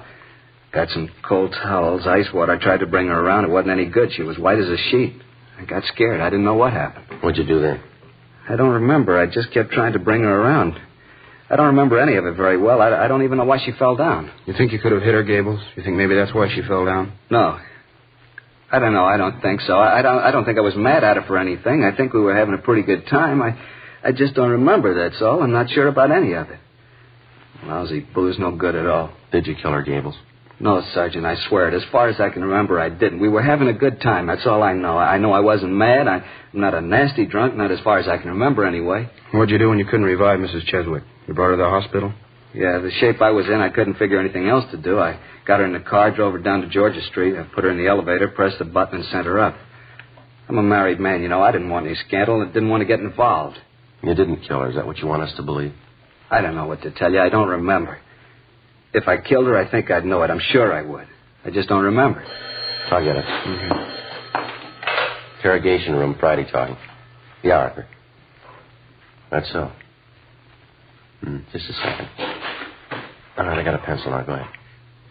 Are you sure? How was that? I see. No possibility, huh? Yeah, I see. Okay, Arthur, thanks a lot. Yeah, sure, we'll pick it up later. Right, bye. Yeah, Jim? Coroner's report just finished the autopsy. It's all right, Gables. Huh? It's all right, it's all cleared up. What do you mean? Well, you're free to go if you like. We're not going to hold you. What's the pitch, Joe? Coroner's report. Primary cause of death was a massive cerebral hemorrhage into the ventricle. Could have been a blow on the head, couldn't it? You figure that could have done it? No. Secondary cause was a brain tumor, a big one. Coroner says she's had it for years. Must have caused her a lot of pain.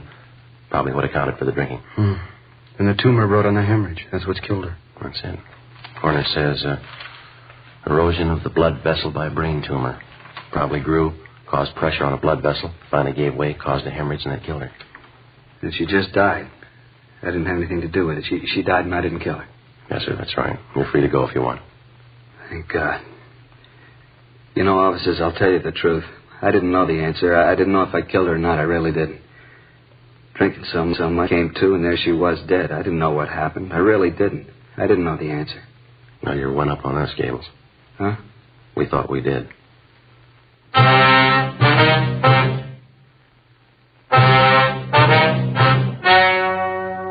The story you have just heard was true. The names were changed to protect the innocent. On Thursday, November 10th, a meeting was held in the office of Captain of Homicide. In a moment, the results of that meeting. And now, here is our star, Jack Webb. Thank you. Friends, there's not much I can add to what George Fenneman and Hal Gibney have already told you about Fatimas. If you smoke them, I know you'll agree with me that Fatima is the best of all king-size cigarettes. If you haven't tried them yet, well, there's only one way to prove it to yourself, and that's to buy a pack and give them a try. I wish you would kind of check up on what we've been telling you. Compare Fatimas with any other king-size cigarette.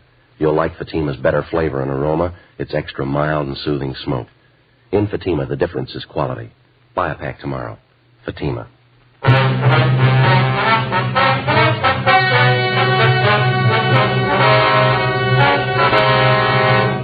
With the filing of the official autopsy report by the county coroner, John Gables was cleared of all charges. He was released from custody immediately. The death of Mrs. Carla Cheswick was listed as due to natural causes by the coroner's jury. Ladies and gentlemen, last year's traffic death toll was 37,500, a 7% increase over 1950. The National Safety Council believes that the best way to promote safety on the road is for each of us to know and obey traffic laws, to read and heed traffic signs. So be careful. The life you save may be your own.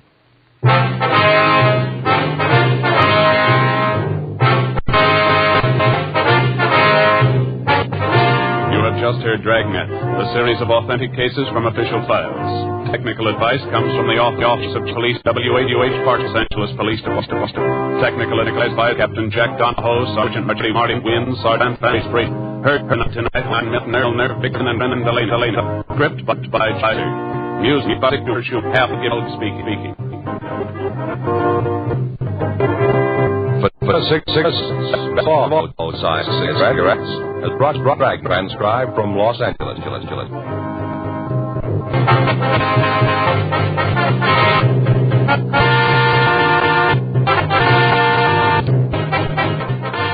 No, it's first spy on me.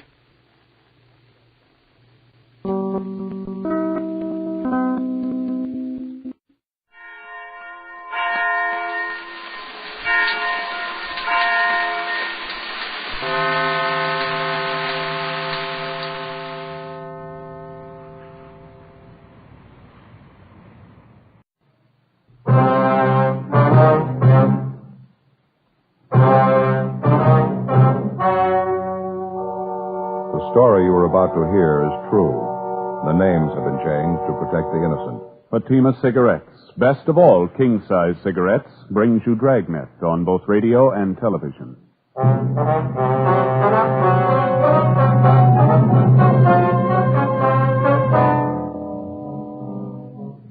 You're a detective sergeant. You're assigned to burglary detail. For more than 2 months, a wave of safe burglaries has been sweeping your city.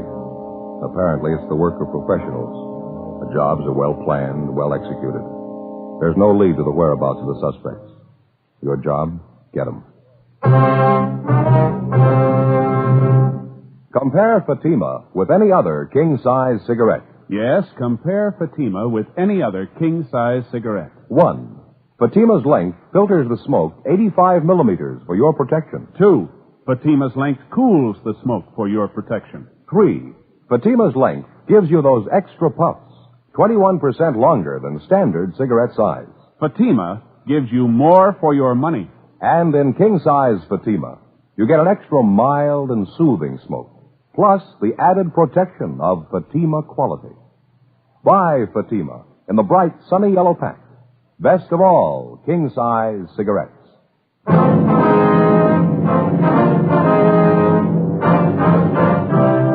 Dragnet, the documented drama of an actual crime. For the next 30 minutes, in cooperation with the Los Angeles Police Department, you will travel step by step on the side of the law through an actual case transcribed from official police files. From beginning to end, from crime to punishment, Dragnet is the story of your police force in action.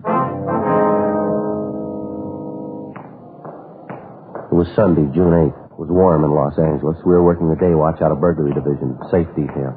My partner's Bill Lockwood. The boss is Captain Wisdom. My name's Friday. I was on the way back to the office, and it was 8:36 a.m. when I got to room 45, burglary division. Joe? Oh, hi, Smith. There's a note in the book for us from the captain about your partner, Lockwood. Yeah, what's that? Forgot to make that sick report on him yesterday. You call him? How's his leg? Well, I talked to him on the phone last night. Pretty bad ankle sprain. Doctor figures he'll be out for a couple of weeks anyway. Who's the fellow you got there? Suspect Jones and McCready picked up on stakeout, drugstore, 3rd and Ventura. What do you got on him? McCready says they picked him up about 4:45 this morning. He and Jones were staked out inside the drugstore. Saw this fellow drive up in the car, get out, and try the front door of the place. And he went around and back of the place, tried the back door, and he came around in front again, tried to jimmy the door. Finally gave up, got in his car, and started to drive off. Jones and McCready followed him, picked him up, and brought him in. Where's Jones and McCready now, do you know? I told him to go ahead home. No reason for him to hang around. We carried the thing from here. What have you done so far? Did you check him through R&I yet? Call Frank Cunningham. He's doing it now. What's his name? According to his identification, it's Charles W. Boyd, and address is 239 West 92nd Street. That's what he tells us anyway. Is that your name, fella? Yeah, that's my name. Saw my identification. No reason for me to lie. You can check me out. All right. Hold your hand up there. I'll get these cuffs off you. Yeah, sure. All right, there you are. Yeah, thanks. Sure tired sitting here handcuffed, sitting in one place. Frank, you want to tell Gaffney we'll be down in the interrogation room? When R&I calls back, tell him to transfer it in there, would you? Yeah, okay. I'll meet you there. All right, thanks. All right, Boyd, let's go. I can talk to you down the hall. Yeah, let's get this thing over with. I don't feel good. I want to get out of here. What are you shaking for? There's nothing to get nervous about. Are you sick? Yeah, I haven't been feeling good at all the last couple of days. Hey, wouldn't you know it? I smoked. Hey, say, would you happen to have a cigarette, please? Yeah. Here. Thanks. There's a light for you.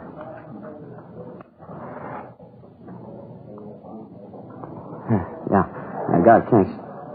All right. Turn around a minute, will you? Let me look at your eyes. Huh? Turn around. All right, let's go.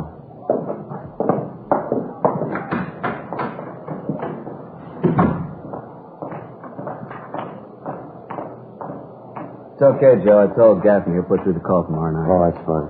You sure this won't take long? I'd like to get out of here and get home. I've been sick for a week. I ought to be in bed right now. We'll make it as fast as we can. All right, in here. Have a chair, Boyd. Yeah. All right, mister. You say you're not feeling well, you're tired, you want to go home. So are we. We've been working all night. Now, how about getting to the bottom of this thing? I'm sure I'm all for it. Try to explain to the guys who picked me up. I don't know what it's all about. Ask me anything you want. Now, let's start it here, Boyd. What were you doing out there hanging around that drugstore at 4:45 this morning? It's the same thing I told the other officers. I was sick. I wanted to get something for my nerves. Jumpy as a cat. I couldn't sleep. Well, the drugstore was closed. That was pretty obvious, wasn't it? Yeah, that's right. It was. I just drove up there, tried the door, and I saw the joint was closed, so I left. That's all there is to it. Just what I told the other No, officers. that's not true, Boyd, and you know it isn't. You hung around the store for more than 10 minutes. You tried the front door, then you waited a couple of minutes, you went around to the back. You tried to get in back there, you couldn't make it, so you came around front again. You tried to jimmy the front door, didn't you? No, that's not it. You got it all wrong. How about this, Boyd? This your crowbar? Yeah, what about it? Just a car tool used to fix flat tires. Carry it around all the time in the car. You carry it on you? No, not all the time. I just happen to have it, that's all. Now, look, Boyd, that's not going to get it. The officers that picked you up saw you using this bar in the door of that drugstore. I thought you were willing to get down to facts. You were going to square with us. How about it? Sure, I'll square with you. I wanted to get over as much as you do. Just tell me what you want to know. All we want is the truth. This address on your ID, the one you gave us, is that your true address? You're living there now? Yeah, that's right. Check it out if you want. I'm not lying. No reason to lie. We think there is. This address of yours is just about 10 miles away from where you were picked up. Now you tell us how much sense it makes driving 10 miles to a drugstore at 4:30 in the morning. Well, I had to. I was sick. It was the only place open. You're lying and you know it, mister. You had to pass at least 2 all-night drugstores on the way. Why couldn't you stop at one of those? I didn't see any stores open. I was sick. I just kept driving until I spotted a place I thought was open. Looked to me like it was open. A lot of lights in the window, inside the store, too. I didn't know it was closed, so I tried the door. You usually try doors with a crowbar, Boyd? Oh, look, what are you getting at? You think I was trying to break in that place? Yeah, that's what we think. Well, what for? Well, I want to break in there.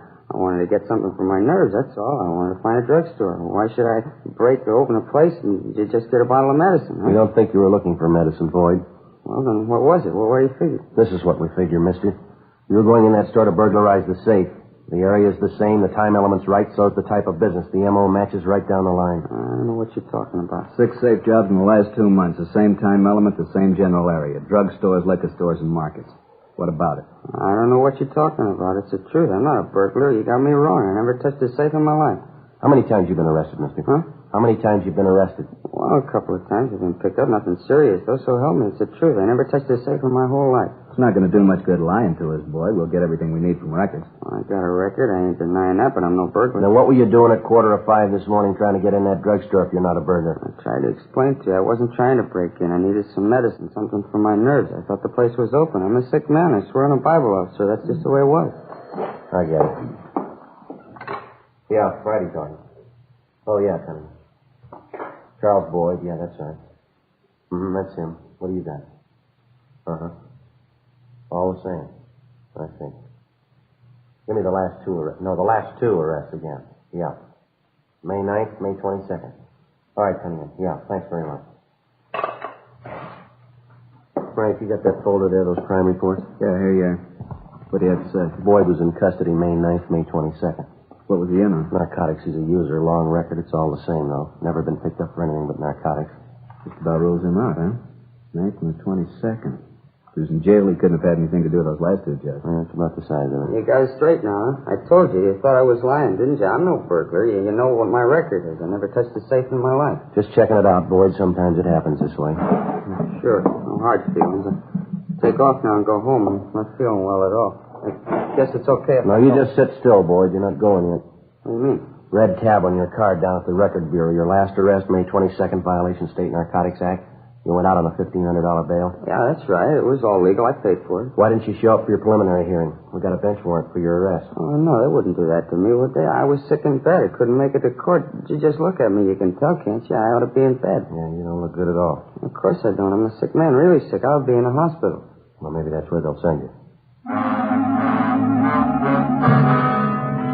We continued questioning the suspect, Charles Boyd, who finally admitted that he'd gone to the drugstore early that morning for the purpose of burglarizing the place to obtain narcotics.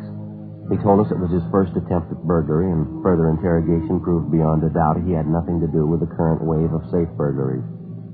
He was booked on the bench warrant, and narcotics detail was notified of his arrest. For all practical purposes, we were right back where we started from 2 months before, when the campaign of safe jobs first started. Boyd was just another in a long line of possible suspects who had to be tracked down and checked out.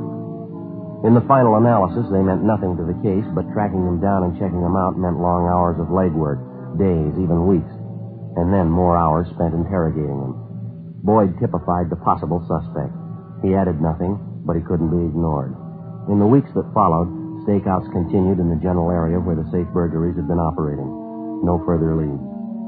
The investigation went on. On June 17th, Frank Smith and I drove out to the San Fernando Valley to check a lead on a possible suspect we'd gotten from one of our informants.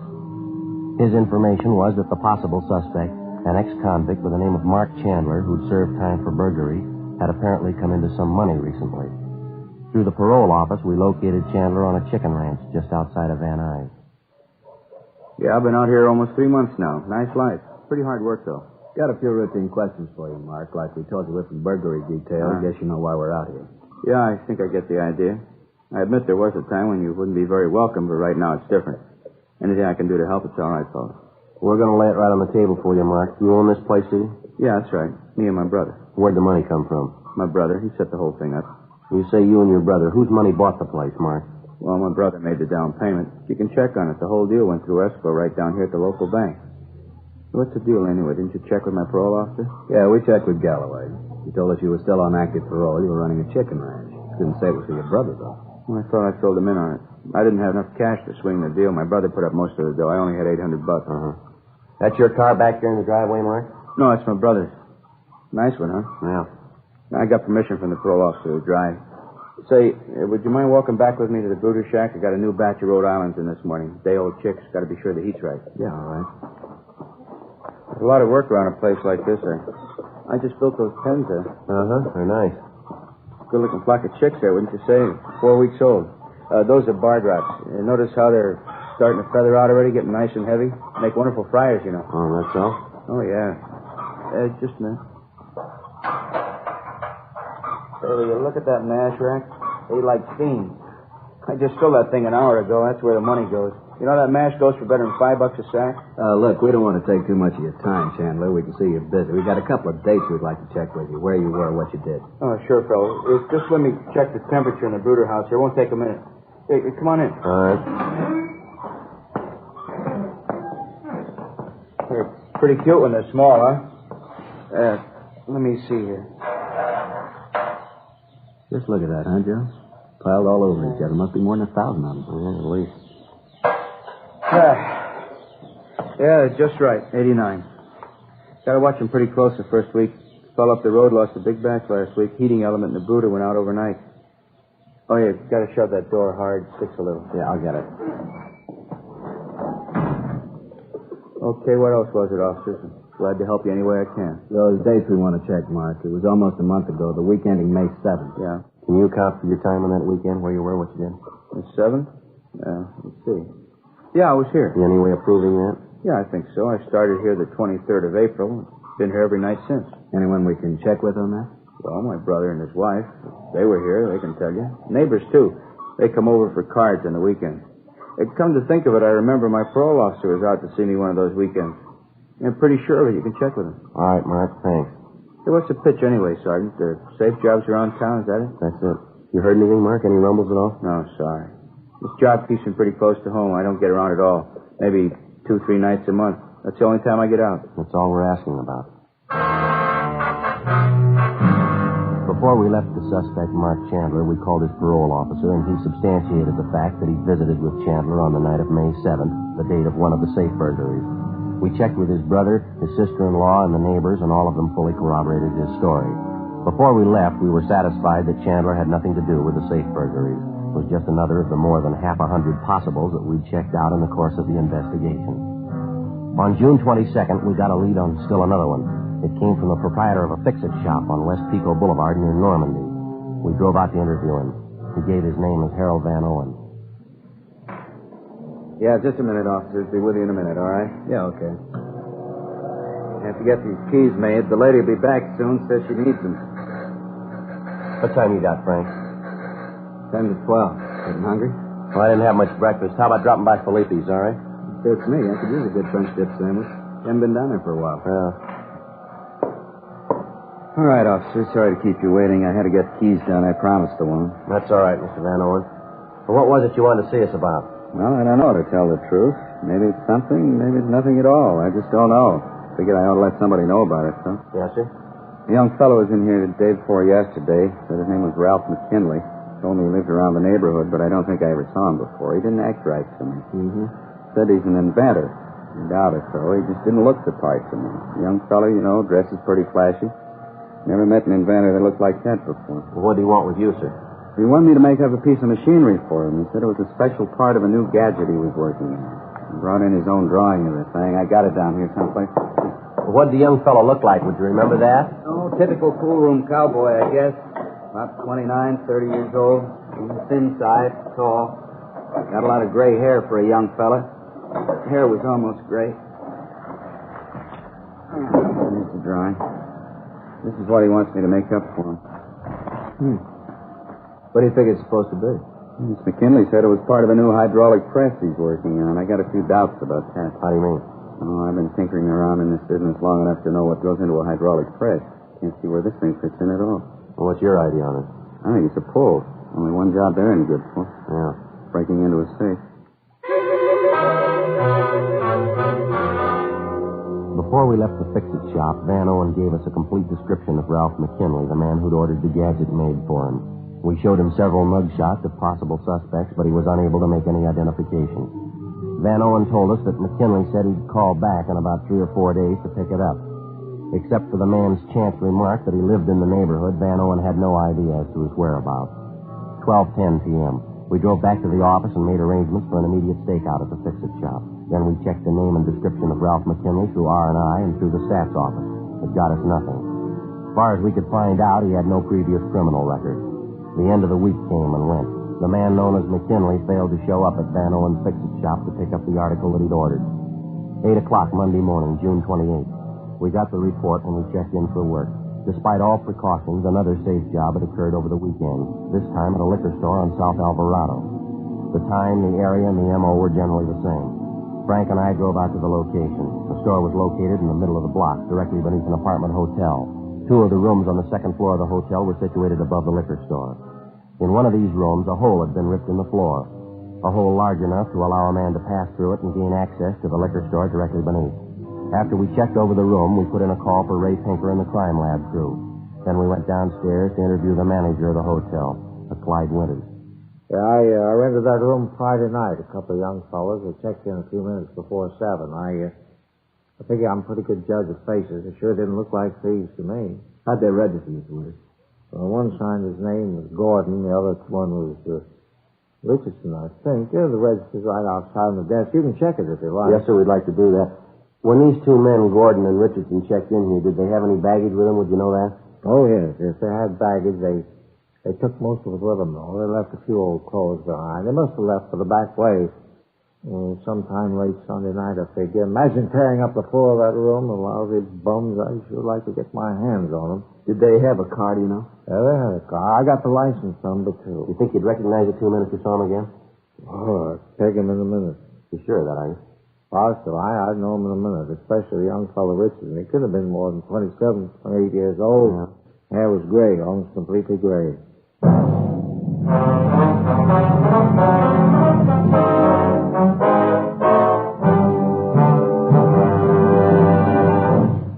You are listening to Dragnet, authentic stories of your police force in action. To show our confidence in Fatima, we make this money-back guarantee. Buy a pack of Fatimas. Enjoy Fatima quality, extra mildness, and superbly blended tobaccos. If you're not convinced Fatima is better than the king-size cigarette you're now smoking, just return the pack and the unsmoked Fatimas by August 1st, 1952, for your money back plus postage. Fatima, Box 37, New York 1. Prove Fatima quality yourself. Compare Fatima with any other king-size cigarette. 1. Fatima's length filters the smoke 85 millimeters for your protection. 2. Fatima's length cools the smoke for your protection. 3. Fatima's length gives you those extra puffs, 21% longer than standard cigarette size. Fatima gives you more for your money. And in king-size Fatima, you get an extra mild and soothing smoke, plus the added protection of Fatima quality. Ask your dealer for Fatima in the bright sunny yellow pack. Best of all, king-size cigarettes.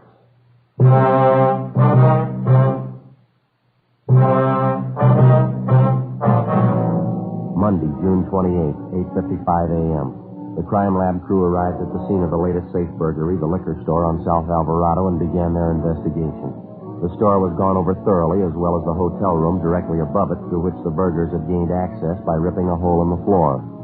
In the store itself, a few feet from the safe, the men from the crime lab found what appeared to be a broken button, probably off a coat. They also found a crumpled envelope on the floor with the name F. Gordon on it, written in pencil. Along with the half a dozen pieces of clothing found in the hotel room, the items were taken back to the crime lab for further examination. 9:10 a.m. After we finished interviewing the hotel manager, Clyde Winters, Frank Smith and I returned to the office with the license number and description of the suspect's car, as well as exemplars of their handwriting which we'd obtained from the hotel register. We gave our DMV all the information on the car, and they began an immediate check. The vehicle was registered in the name of Ralph McKinley at a Bronson Avenue address. The legal owner was a local bank. We checked the Bronson Avenue place, but they told us there that the man known as McKinley had moved out 7 months before. They had no information on his whereabouts. 10:20 a.m. We talked to the people at the bank which held the pink slip on the car. They told us that the last 2 monthly payments on the car had been mailed in from a Clifford Street address. Frank and I drove out to the location, a one-story duplex apartment building near the intersection of Clifford and Beverly Boulevard.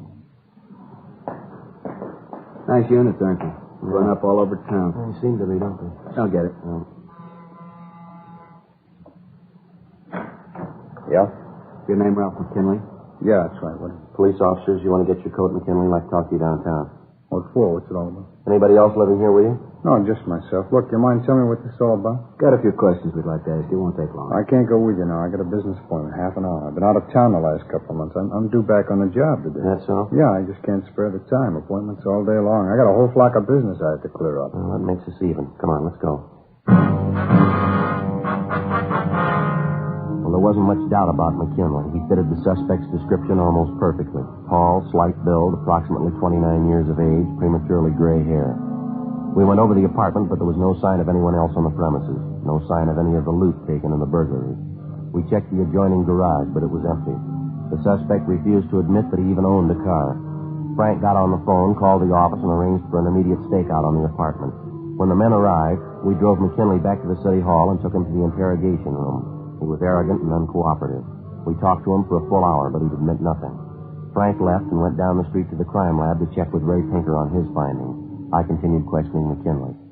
I don't care what the old man says. I don't know what you're talking about. He described you perfectly. He says you were in his fix-it shop a little over a week ago. You told him you were an inventor. You ordered this gadget from him here. I don't get it. What's that supposed to prove? Well, you admit you went to the old man. You had him make this thing up for you, didn't you? I don't admit anything. Why should I? All we're looking for is a straight story. We're going to get it sooner or later, McKinley. Might as well be now. You're getting nothing from me. I don't have to tell you a thing. How about the hotel over on South Alvarado? You stay there last weekend? No, of course not. Why should I go to a hotel? I stayed at my place. Thought you said you'd been away. You just got back in town.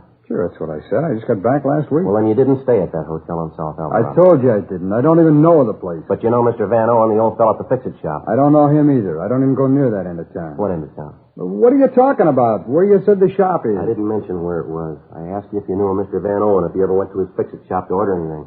Look, what are you lying for? What's the angle? No angle, McKinley. I told you I like to have a straight story, that's all. Well, you got it, mister. You heard everything I had to say. I don't know any old man. I don't know anything about that hotel. Body talking. Yeah, Don. How'd it go? Uh-huh. I see. Yeah, we'll pick it up. No, we'll pick it up. Right. Thanks a lot. You don't lie very good, McKinley. Now what are you talking about? That was our handwriting man. He just finished checking those exemplars of your handwriting we got from you. He compared them to a signature in the register at the hotel on South Alvarado. I already told you. I don't know the place. Young fellow by the name of Richardson checked in there Friday night about 7 o'clock. He signed the register. The signature's in your handwriting, McKinley. Yeah, sure. That's right. I don't know the place. I've never been there. Now, look, you're going to have to do better than that, fella. The hotel manager's on his way down here now to identify you. So's Mr. Van Owen from that fix-it shop. Maybe you better piece together a new story, huh? You got my story, cop. I was out of town. You can't prove I wasn't. All right, McKinley, any way you want it. Joe? All right, how'd it go? Pretty good. Ray Pinker finished checking that stuff at crime lab. Here's a report on it. Thank you.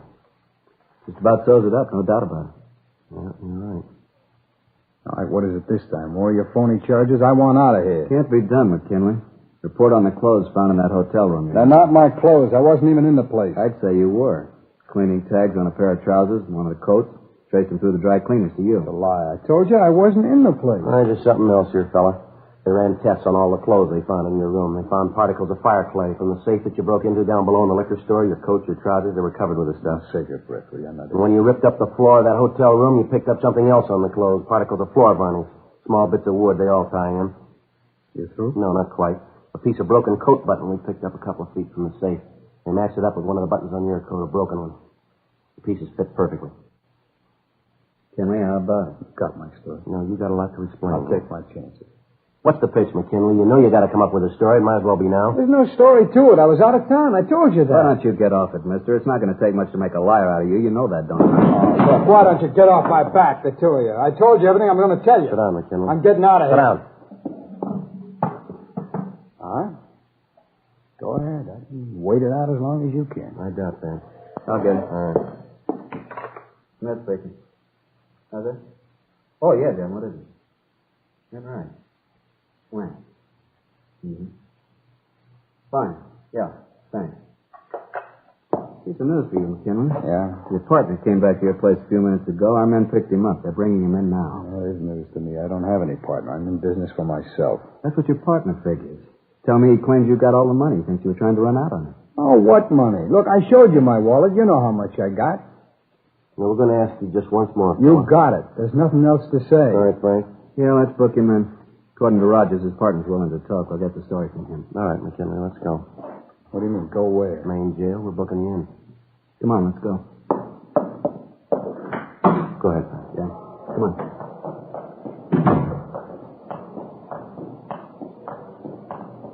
What did he say anyway, this guy you say they picked up? Oh, your partner? Well, we told you what he said. Why? What's the matter? Nothing, I'm just there.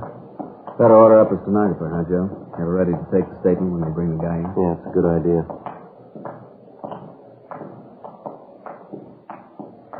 Sergeant? Yeah. Let's go back, I'll tell you.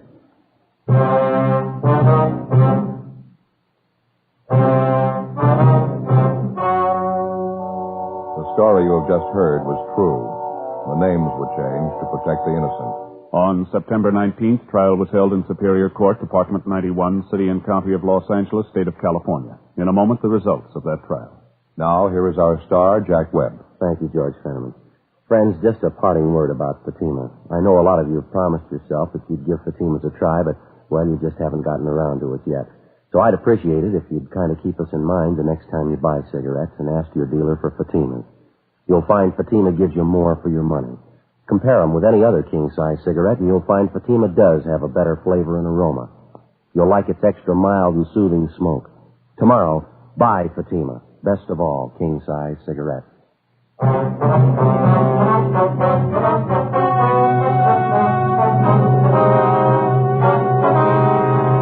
Ralph Arthur McKinley and his accomplice, John Warren Hatfield, were tried and convicted on 6 counts of second-degree burglary. They received sentences as prescribed by law.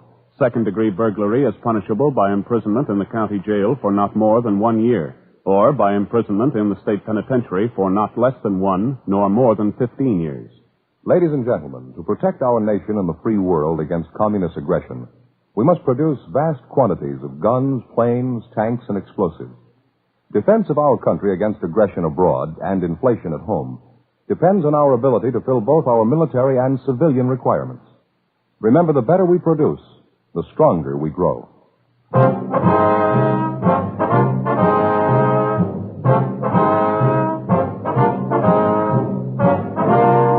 You have just heard Dragnet, a series of authentic cases from official files. Technical advice comes from the Office of Chief of Police W.H. Parker, Los Angeles Police Department. Technical advisors Captain Jack Donahoe, Sergeant Marty Wynn, Sergeant Vance Frazier. Heard tonight were Harry Bartell, Stacey Harris, Jack Crucian. Script by Jim Moser. Music by Walter Schumann. Hal Gipney speaking. Fatima Cigarettes, best of all king-size cigarettes, has brought you Dragnet, transcribed from Los Angeles.